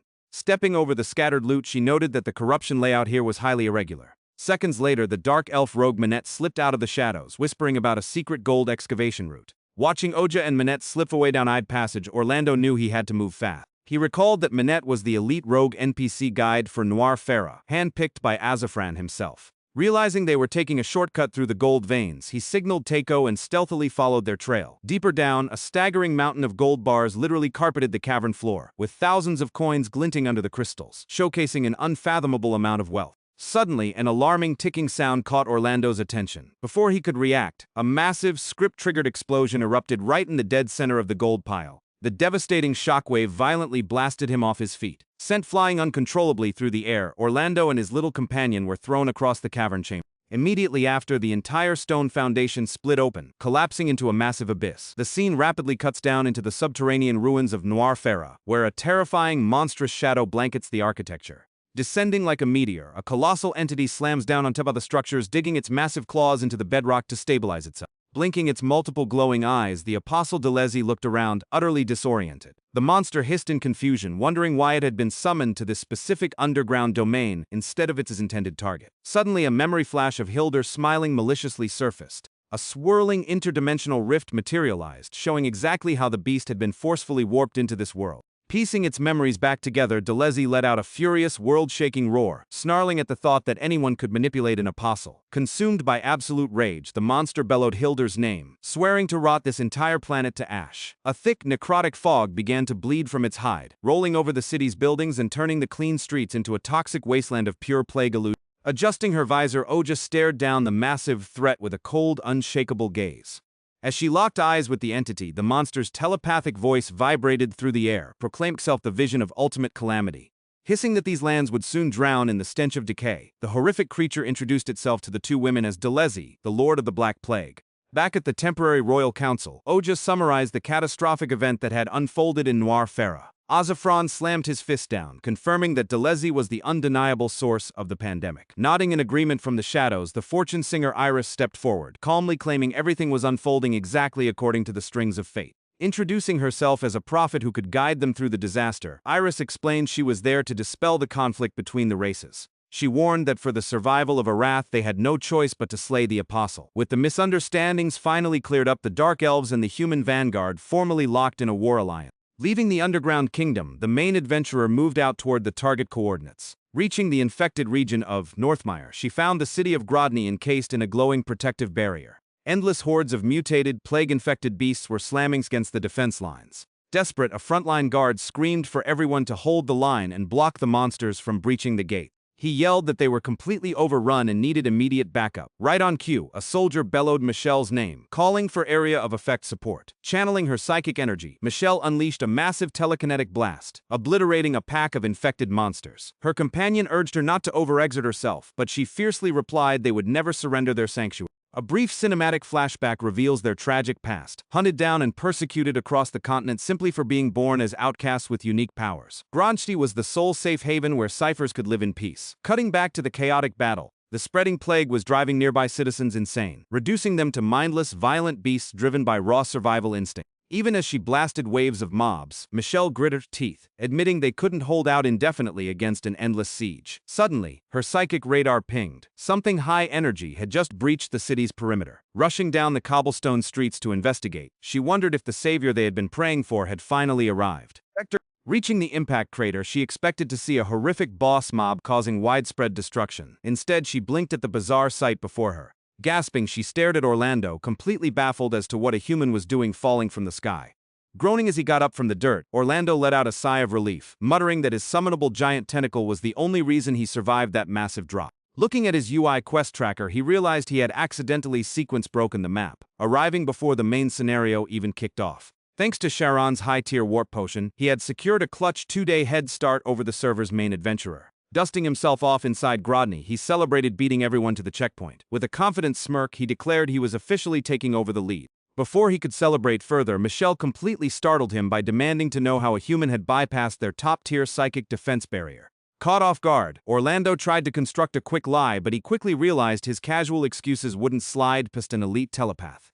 Unexpectedly, Michelle's tense expression softened into a smile, muttering that a capable anomaly like him was exactly what her defense plans needed. She immediately asked for his help, explaining she desperately needed a vanguard to clear an escape route for her people. Orlando went dead silent, staring at her while ignoring the pop-up prompt. As she pleaded for assistance, he slowly drew his dark blade and leveled it at her. Confused, Michelle asked what he was doing, but Orlando simply let out a dramatic villain laugh. Smirking, he declared he was actually there to hunt down dangerous ciphers like her, completely baiting her to trigger a duel. Before their duel could even start, a massive shockwave rattled the street as a real threat finally landed. A surge of glitching data corruption emerged from the shadows, launching a vicious strike at Michelle, who shrieked in shock. Seeing the system glitch visuals, Orlando realized the server's corruption had corrupted the zone's script. Michelle snapped out of her stun, glaring at the entity and screaming at the mutant monster to shut its mouth. The corrupted mob let out a distorted hiss, accusing her and the ciphers of engineering the devastating plague. Triggered by the line, Michelle manifested multiple psychic mirror clones, preparing to obliterate the target. She lunged forward with her illusions, unleashing an intense barrage of kinetic strikes. Watching the massive environmental damage, Orlando sweated a bit, wondering if he had overleveled this zone's difficulty. Suddenly, a flurry of high-tier projectile skills rained down, instantly dispelling Michelle's clones. Recognizing the flashy particle effects, Orlando realized the server's true main adventurer, Oja, had finally entered the instance map. He knew he couldn't let Michelle waste her mana fighting an ally who was literally scripted to help her. Frustrated by the sudden chaos, Michelle clicked her tongue, complaining that the reinforcement adventurers weren't supposed to arrive until the next phase. Orlando knew Oja's character build was absurdly broken and that she would easily clear the mob waves. Deciding to lay low, he backed away into the shadows, advising Michelle to stay sharp. Right then, another high-level party member stepped forward to initiate dialogue. Introducing herself as Louise, she announced she had been dispatched by the Principality to investigate the origins of the plague. Guiding them toward the barrier, Michelle requested the party's assistance in securing the defensive line. Watching from a safe distance, Orlando tracked the dialogue prompts closely. He breathed a sigh of relief seeing the main plot steering back on track, though the signature corruption core hadn't materialized yet. He realized this massive siege was just a symptom. The real anomaly was lurking deeper in the map. He knew Hildur was the one orchestrating the sequence behind the scenes. Suddenly, a massive artillery blast went off, blowing El's signature hat clean into the air. The force of the explosion sent the Cypher Girl crashing into the dirt, causing Oja to immediately draw her blade. Louise frantically waved her hands, screaming that they were there to negotiate an alliance, not fight among themselves. With no time to lose, Orlando decided to break away from the main party to track down the primary anomaly core. His knowledge of the game map told him the main quest would eventually lead straight to the devastated village of Reshban, where Delezie was sealed. Meanwhile, the main trio stealthily navigated the dangerous, fog-filled streets. Louise gasped, amazed to see that Michelle's psychic barrier was successfully keeping the toxic plague particles at bay. Michelle coldly reminded them to honor their contract to safeguard her people. Right as they reached the crossroads, Orlando stepped out from the shadows, holding up his hands and telling them to hold on a second. Smirking, he bypassed the standard options and called out to a cloaked figure tracking them from behind, address her as Azalea. Shocked that her stealth was blown, Azalea stepped forward, demanding to know how a random human recognized her. Orlando laid out the server's hidden lore. Hildur's master plan relied entirely on baiting the main adventurer into slaughtering every single apostle. To prevent this cosmic disaster, a secret faction known as the Shadow Seekers had been formed to safeguard them. Pointing directly at the cloaked woman, our MC exposed her true identity as the hidden leader of the faction. Orlando knew she had been tailing the main party from the start, exactly as the high-level guides detailed. He also knew that to traverse the toxic zone safely, they absolutely required Michelle's psychic immunity barrier. Introducing himself formally as Orlando, he bypassed the standard dialogue trees and offered her an exclusive alliance proposal. He explained that if they wanted to thwart Hildur's grand scheme, they could not allow the main party to execute the Apostle Delezie. Dropping this massive plot point left Azalea completely speechless. She was utterly stunned that a regular player possessed deep lore knowledge of her underground faction. Orlando shrugged, telling her she didn't need to like him. They simply shared the exact same goal of stopping Hildur's plan. Azalea realized that while their methods differed, their endgame was identical. A brief memory sequence showed her standing before a cosmic entity who shared that exact same conviction. Snapping back to the present, she made a critical choice. Sex her staff, she stared at Orlando with intense curiosity, asking for his name once more, completely fascinated by his boundless knowledge. Deciding to trust his insight without prying further, she accepted the alliance. Our protagonist warned her that Delezie's true body was currently anchoring the corruption inside the ruins of Reshban, asking for her faction's specialized support. After popping a high-tier anti-plague consumable, he gave a quick thumbs up to Takeo and stepped into the boss gate. Watching his silhouette disappear into the toxic mist, Azalea murmured that this strange man might actually pull off what her faction never could. Moments later, our MC pulled up his character status window and gasped. He had just hit level 38. Surprised? He laughed, wondering if this game gave passive milestone XP just for surviving major lore events. With a lethal endgame strategy locked in, he prepared for the final phase of the raid. The scene cuts to the heart of the ruins, where the main adventurer party was locked in an intense battle against waves of corrupted mobs. Above the shattered roofs, a blood-red full moon illuminated the dark sky. Delezie hissed a horrific welcome, while Azalea screamed to the party that standard physical DPS was useless against an immortal apostle. Watching the chaotic raid from a safe distance, Orlando analyzed the boss's HP patterns. Right on schedule, a massive dimensional tear began to rip open across the arena. The scripted cosmic trap designed by Hilder to banish the beast. Within that dimensional subspace, Delezie would be caught in an endless loop of molecular destruction and regeneration, locked away eternally with zero chance of escape. But suddenly, a massive glitch occurred in the script. Using a desperate burst of hidden boss mechanics, Delezie violently shattered the ceiling rift. The monster lunged, grabbing Oja and dragging her straight into the collapsing dimensional void with it. At that exact moment, the protective barrier shattered, and Orlando felt the toxic plague damage eating away at his health bar. Seeing a rogue energy blast flying toward him, Azalea selflessly dove in to tank the hit. The massive blast sent her crashing violently into the stone pillars. Her health bar dropped straight into the red, leaving her completely incapacitated and unable to assist. The cinematic impact left her heavily injured. With her down, the ambient plague aura spiked, causing Orlando's remaining immunity shield to rapidly tick down to zero. Orlando gritted his teeth, realizing this rogue script variation wasn't in any of the game guides. From the center of the swirling void, Delezie's telepathic voice boomed, demanding Orlando step forward before the plague consumed the entire zone. Refusing to back down, Michelle unleashed a desperate psychic ultimate attack against the Apostle. Meanwhile, caught in the toxic status effect, Orlando found himself pinned by a massive shadow tendril. The Apostle's gargantuan eye locked onto him, reflecting his struggling character sprite. Absolute darkness enveloped his vision, overtaking his entire avatar. Suddenly, the scene violently cuts away as his consciousness plunges into a fractured, surreal void. Floating among the broken data fragments was a nostalgic memory of his real life as a streamer. He tumbled endlessly through the digital abyss, staring up with a completely bewildered expression. Then, a fast-paced montage of his craziest accomplishments in Era flashed before his eyes. As his HP drifted toward absolute zero, a powerful voice echoed, telling him not to let the system dictate his end. Suddenly, his fully geared Dark Knight avatar materialized, standing face-to-face with his real-world self. The voice boomed, reminding him that he was the one holding the controller of his own fate. With a grim expression, his in-game avatar ordered him to rewrite the code of his destiny. Locking in absolute determination, Orlando snapped awake back in the real game engine. Above him, Teiko was frantically smashing premium healing potions over his chest. Gasping for air, Orlando checked his health bar and found his wounds completely healed. He immediately demanded to know where the main adventurer had been dragged. Looking up, the toxic fog had cleared, leaving the sky clear. From a distance, Michelle and Azalea stared at the silent crater, wondering if the raid was finally over. Azalea let out a sigh, stating that Delezie's boss signature had vanished, technically marking a victory for Oja even though the hero was gone. Crouched behind the ruins, Orlando stared at his quest logs in utter confusion. The script was completely glitched. According to the official lore timeline, the main adventurer shouldn't have been trapped in the void like this.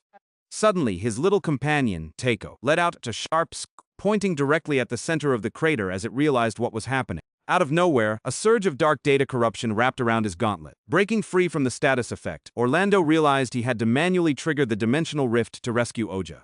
He wasn't 100% sure his Dark Knight skills could force open a cosmic portal, but he had to try. With his potion stash completely empty, he knew one more tick of plague damage would mean a permanent game over. Shushing his pet, Orlando closed his eyes to focus his energy, sensing the map's hidden coordinate nodes. Finally, his UI pinged, detecting a microscopic spatial tear between the server dimensions. His eyes flashed with power as he channeled a hidden awakening skill. Meanwhile, across the crater, Louise suggested they fall back to report to the Principality, but Michelle held up a hand, sensing a massive energy spike nearby. Pointing toward the epicenter, Michelle showed them a glowing, anomalous crack tearing open the bedrock. Channeling every ounce of his remaining mana, Orlando roared as he forcefully wrenched the dimensional rift wider. Even as the toxic corruption began to eat away at his arms, he gritted his teeth and pushed through the strain. With one final thunderous shout, he unleashed his full power, tearing the portal wide open.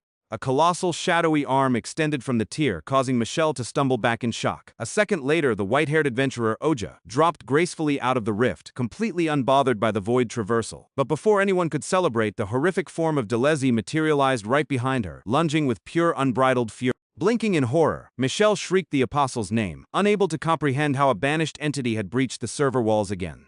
A distorted voice echoed from the void, cursing the anomaly that had ruined Hilder's flawless sequence. Exhausted and collapsed on the ground, Orlando let out a breathless chuckle, amazed that his reckless plan had actually forced the portal open. Patting Teiko for the clutch assist, Orlando muttered that they needed to warp back to the Wizarding Guild for immediate HP recovery. But right as he initiated the command, a rogue distortion gate opened behind him. Turning around, Azalea gasped as Oja was suddenly pulled back into the temporal anomaly. Confused, she looked down and saw only the tiny pet floating there by itself. Driven by pure vengeance, Delezie lashed out with its claws, locking onto the main player. Michelle screamed out in disbelief, stunned that the boss was ignoring raid mechanics to execute them. Orlando, chugging a final potion from Teiko, knew they were out of options. Spinning on his heel, he faced the unstable dimensional rift he had just ripped open. Suddenly, a massive gravitational pull erupted from the dark portal. Panic gripped him as his character sprite was lifted off the ground, completely unable to fight the scripted suction event. A shadowy tendril shot out, snatching Teiko into the abyss. Orlando let out a sharp cry of pain as another shadow claw clamped tightly over his face, dragging him straight into the void.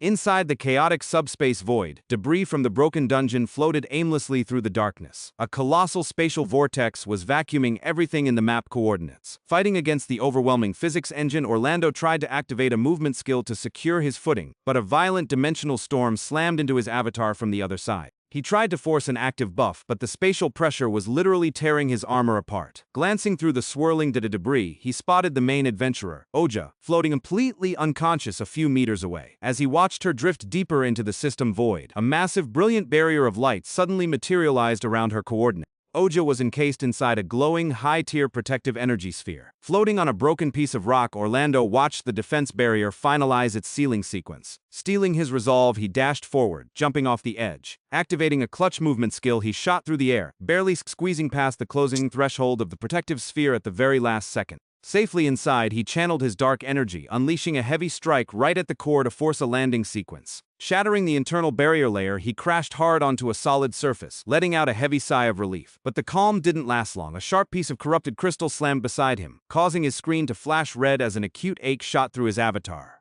Orlando found himself collapsed in a mysterious pitch-black zone. Suddenly, a loud crash echoed as Oja shattered a massive glass partition, entering a hidden laboratory layout. She growled lines about the corrupt Imperial military and their horrific human experiments with ghost arms. Lunging forward, she sliced through the enemy guards, who barked about an intruder breaching the facility. Watching from the floor, Orlando's eyes went wide as he recognized the map. He had been dragged straight into Oja's Class Awakening questline. Watching her shred through waves of mobs, he realized this was a localized instance of an Awakening dungeon. A scripted mental trial where main characters overcame their past traumas to unlock their true potential.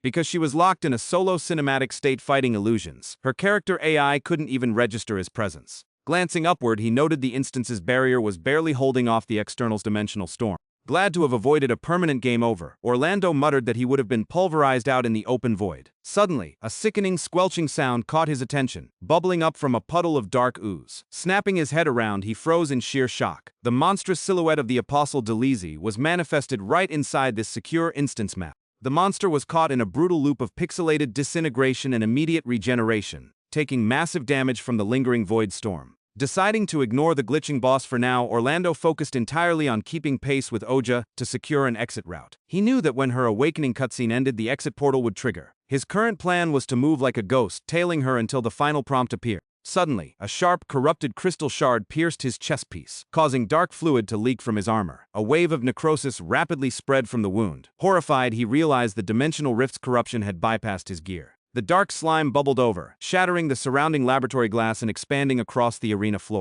Dragging its massive frame over, the plague entity stopped right in front of him. Collapsing onto the tiles, Delezie let out a horrific screech, clearly agonizing under the map's unstable physics. Staring into the monster's glowing eyes, a wave of despair hit Orlando as he realized his escape window was closing fast. The toxic sludge was rapidly turning the entire safe zone into a high-level hazard map. Wounded, Delezie growled telepathically about needing to return to its home world. Spotting an opening, our MC lunged forward with a swift strike, shattering the reinforced laboratory partition. The loud crash immediately drew the boss's aggro.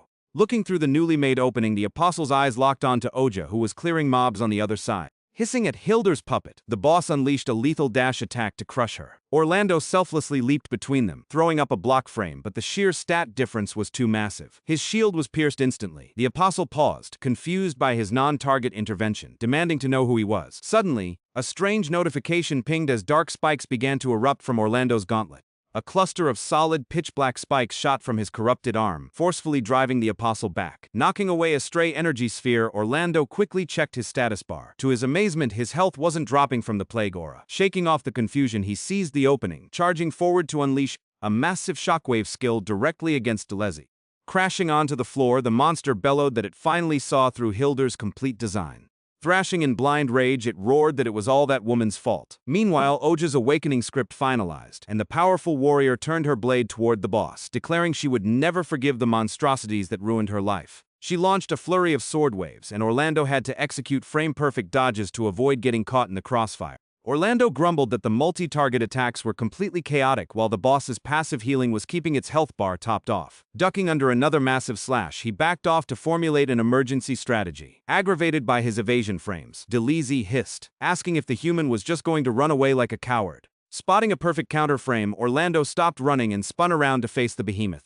He fired a high-tier dark energy blast that hit Delezie dead center. Overcharging his gauntlet to 200% capacity, he prepared a massive ultimate strike, hitting the Apostle with absolutely everything in his arsenal. Following the massive explosion, Orlando dropped to his knees, his stamina bar completely depleted. He knew a regular player couldn't kill an Apostle here. His only goal was to chunk its stagger bar to halt its regeneration. Seizing the stagger window, he rushed forward to stack more damage. But the boss suddenly broke out of the stun early, launching a massive countersweep. Orlando barely managed to pull off a last-second dodge, but the grazing blow still took a massive chunk out of his health bar. Wiping blood from his visor, he forced his character to stand up, ready to keep fighting. Delezie hissed in mild amusement at his quick reflexes, though it remained unbothered. The monster's shadow claws shot out, pinning Orlando's legs to the floor. Mocking him, the entity muttered that accepting a death would have saved him the trouble. Suddenly, the entire instance began to rumble as massive stone blocks fell from the ceiling. Panicking, Orlando checked his UI, wondering why the dungeon's stability meter was dropping to 0 for no reason.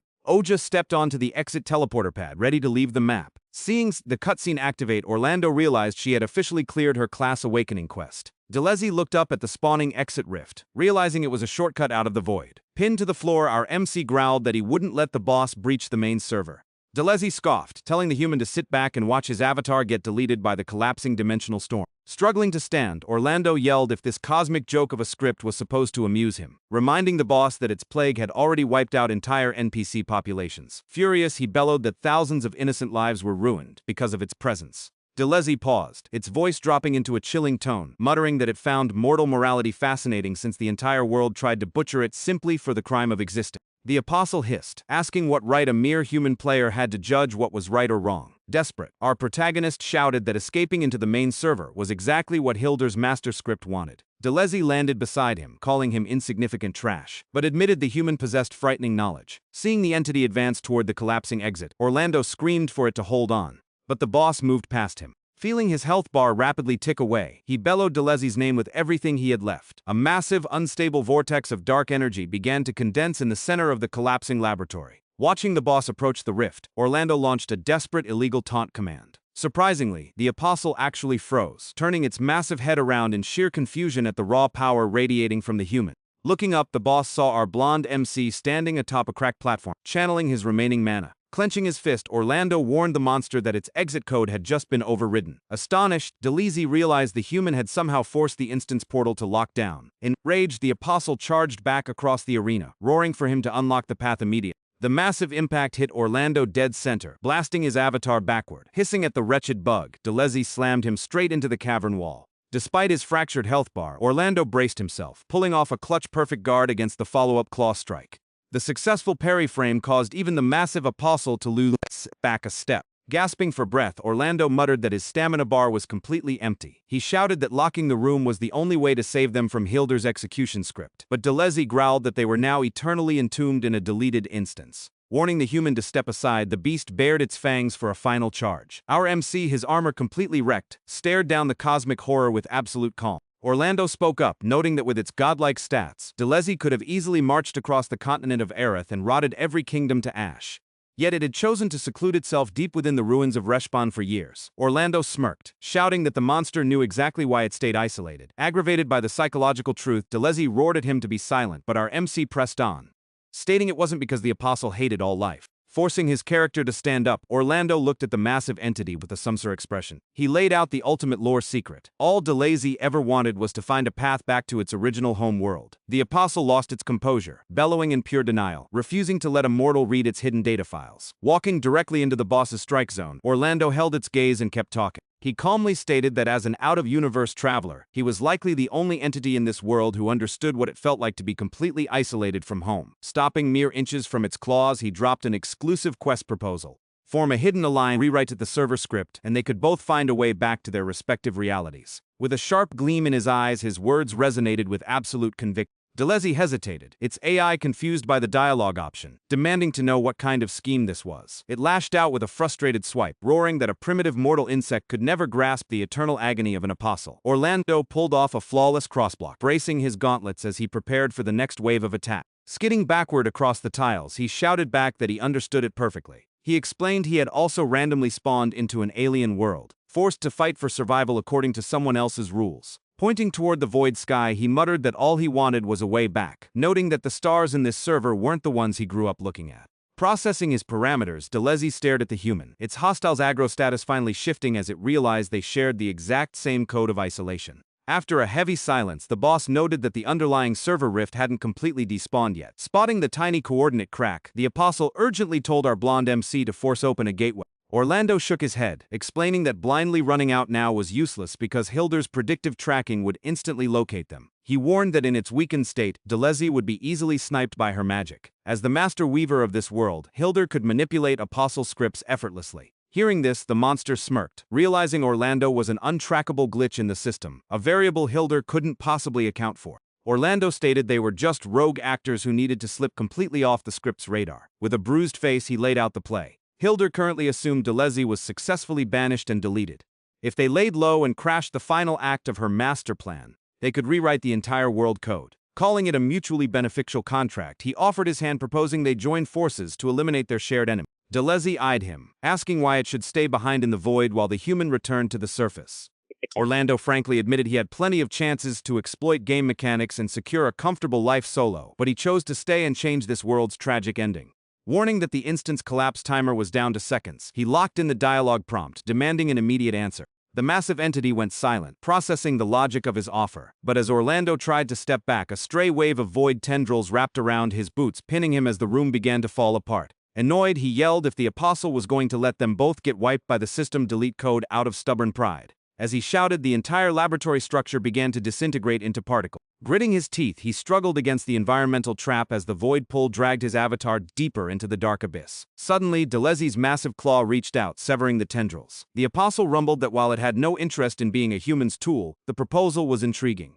Orlando smiled as a secret quest notification popped up, but Delezie added a condition. The human had to survive the extraction to prove he was worth the alliance. Orlando asked what kind of survival trial it had in mind. Snatching him up, the monster hissed that if he died to the exit pressure, he was useless. Smirking through the pain, Orlando told the beast to watch closely as he activated his unique absorption slot, fusing a fraction of the apostle's residual plague data straight into his gauntlet to create an active skill link. Letting out a booming laugh at his sheer audacity, Delezie formally locked in the hidden alliance pact. Spreading its massive wings, the apostle shielded Orlando's avatar from the lethal shred damage of the surrounding storm. Delezie demanded to know how his human mechanics planned to get them out of a collapsing server block.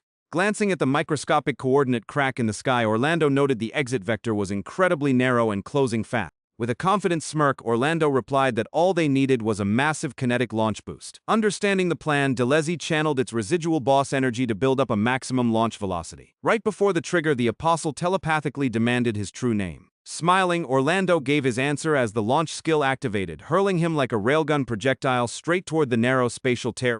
Activating his weapon's primary discharge, he fired an energy blast to pinpoint the exact center of the closing tier. With the gateway closing frames away from sealing permanently, he concentrated every drop of his remaining mana into his arm cannon. A massive high-speed energy drill surged forward, violently boring through the spatial coordinates at the absolute last mile. The moment his avatar cleared the threshold, the instance gate snapped shut, completely deleting the void map behind him. Crashing onto solid ground, Orlando collapsed onto his knees, his screen flashing green to indicate a safe zone check-in. Letting out a massive susurration, he cheered that he had successfully broken out. Suddenly, a small object slammed into his chest, knocking him flat onto his back. It was Teiko, squeaking in pure joy as it buried its face in his chest, causing Orlando to yell in surprise. A secret lore log updated in his menu, showing a final message from Delezie stating it would be waiting in the deep code for him. Orlando smirked at the text prompt. Meanwhile, back at the surface world, Sharon was frantically barking out logistics orders to her guild staff, telling them to prioritize medical supply distributions and secure temporary housing for the waves of refugees fleeing Northmire.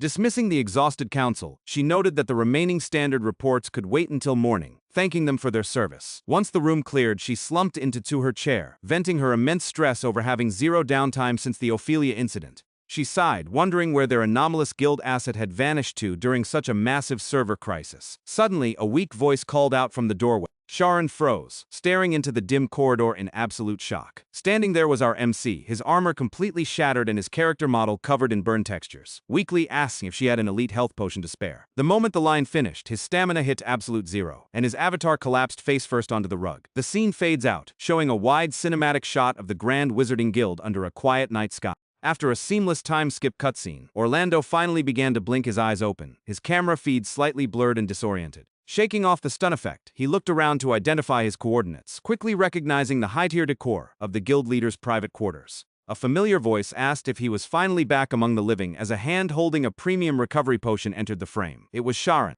She asked how his stats felt, informing him she had used top-tier recovery magic to patch up his fractured HP bar. Stretching his shoulders, Orlando thanked her but muttered that his character model felt incredibly stiff. Sharon crossed her arms, replying that a week-long recovery debuff was perfectly normal after what he pulled. Hearing that he had been out cold for a full real-time week, Orlando completely panicked, realizing he missed major server events. Tapping her staff, Sharon coldly warned him to sit back down, stating she wasn't running a charity. Instantly, a high-tier magical barrier materialized, locking down every exit in the room. Cornering our MC, her expression went dead serious as she demanded absolute honesty. She pointed a glowing finger at his chest, questioning why on earth he had smuggled a live, highly volatile fragment of the Apostle Delezie straight into the capital city. She demanded to know if he understood the massive security risk, warning that if his explanation was sketchy, she'd have the royal guard lock him away. Realizing a fake excuse wouldn't clear her high inside stats, Orlando decided to just drop the truth bomb. He had fought alongside and cut a deal with Delezie. The revelation left the white-haired mage completely flabbergasted. Orlando quickly clarified that a hidden mastermind was pulling the strings to wipe out Arath using the Apostle's Plague.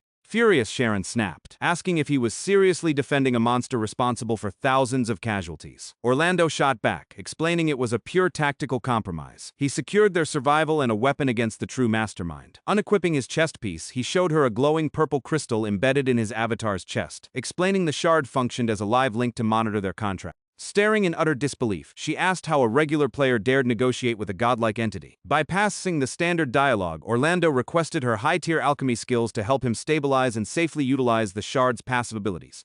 Sharon asked if he truly comprehended the dangerous path he was walking, but Orlando locked eyes with her, firmly demanding she trust his meta-knowledge just this once. He reassured her that he had no intention of letting a toxic pandemic break out inside his own main base city. Sharon stared at him for a long, tense moment, reminding him of the sheer suffering the plague had already caused. Walking up to his bed, her tense expression cracked into a sigh as she muttered that she was going to pretend this insane conversation never happened. Extending her glowing hand, she channeled her mana to help suppress and optimize the shard's volatile containment field. She sternly added that officially the guild had zero involvement in his illegal build. Orlando grinned, thanking her profusely for the massive assist, but she quickly shot him down, making it clear she still thought his plan was absolutely unhinged. A brief flashback prompt shows Sharon noting she was only clearing his corruption debt because he had saved their operations during the Sky Tower crisis. Cutting back, she warned him that the custom stabilization process would take a significant amount of in-game time. Orlando accepted the timer delay, but as he checked his slots, he panicked, asking where his legendary weapon went. Sharon pointed to a containment table, revealing his sword completely corroded by the toxic plague asset. Orlando let out a comical anime cry as she explained the durability had been permanently dropped to zero by the acid plague. He realized rushing back to Linus without rare repair catalysts was a waste of time. But then a massive realization hit him. Since he had just hit a major level milestone, he could easily unequip his old trash tier gear and buy a high-end replacement. A massive grin spread across his face as he remembered his current wallet balance. Over 100 million gold from his gold tunnel exploit. Excited out of his mind, he headed down the capital's commercial district, browsing the high-end shops. Spotting a player character walking ahead with an incredibly flashy silhouette, he murmured that their outfit looked insane.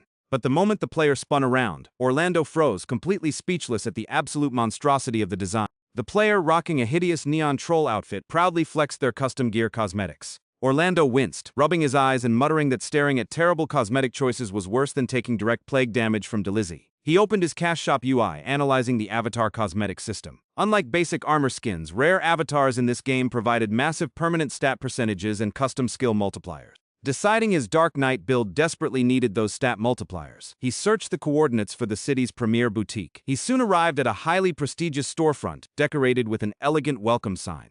Two elite fashion boutique NPCs, Hills and Dalby, greeted him with exaggerated enthusiasm. Highly impressed by the custom interior design, Orlando stepped inside as the shopkeepers told him to take his time browsing their premium selection. Hills proudly announced that her boutique carried everything from vintage legacy sets to the hottest new server drops. Eyeing Orlando's plain default gear, her internal dialogue bubble popped up, labeling him a clueless, wealthy whale ripe for a scam. Meanwhile, her assistant Dalby stepped forward with a flawless customer service smile, confidently declaring she could help optimize his aesthetic stats perfect. Orlando pulled up his trade menu, realizing he had to buy directly from retail NPCs, since the player-to-player auction house was currently undergoing maintenance. Suddenly, a holographic mannequin materialized in front of him, showcasing a bizarre outfit swap that left him completely bewildered. Handing him the catalog, Hills explained those were the highly anticipated weekly custom release. She rapidly swiped the menu, bringing up a highly requested, sleek armor set for players seeking a more optimized aesthetic silhouette. Orlando scrolled through the stats, noting that while the bonuses were top tier, the skimpy cosmetic design looked incredibly uncomfortable to raid in. Before he could object, Hills tossed a premium armor token into his hand, declaring that top-tier MCs always prioritize style over coverage. Cutting off her sales pitch, Orlando clarified he wasn't there for casual cosmetics. He wanted to purchase a premium, rare clone avatar set.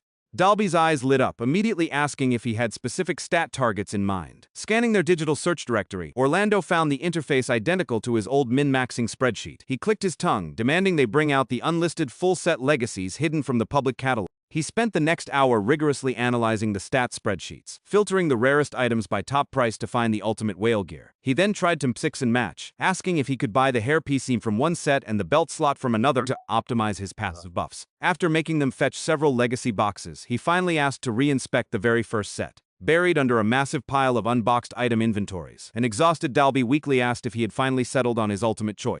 Equipping the finalized selection, a massive surge of gold aura confirmed his stats had been permanently boosted across the board. Highly satisfied with his invisible min-max look, Orlando muttered that rare clone avatars were unmatched since they kept his default look while providing god-tier stat buffs. He casually pulled out his gold pouch ad frame to escape without paying.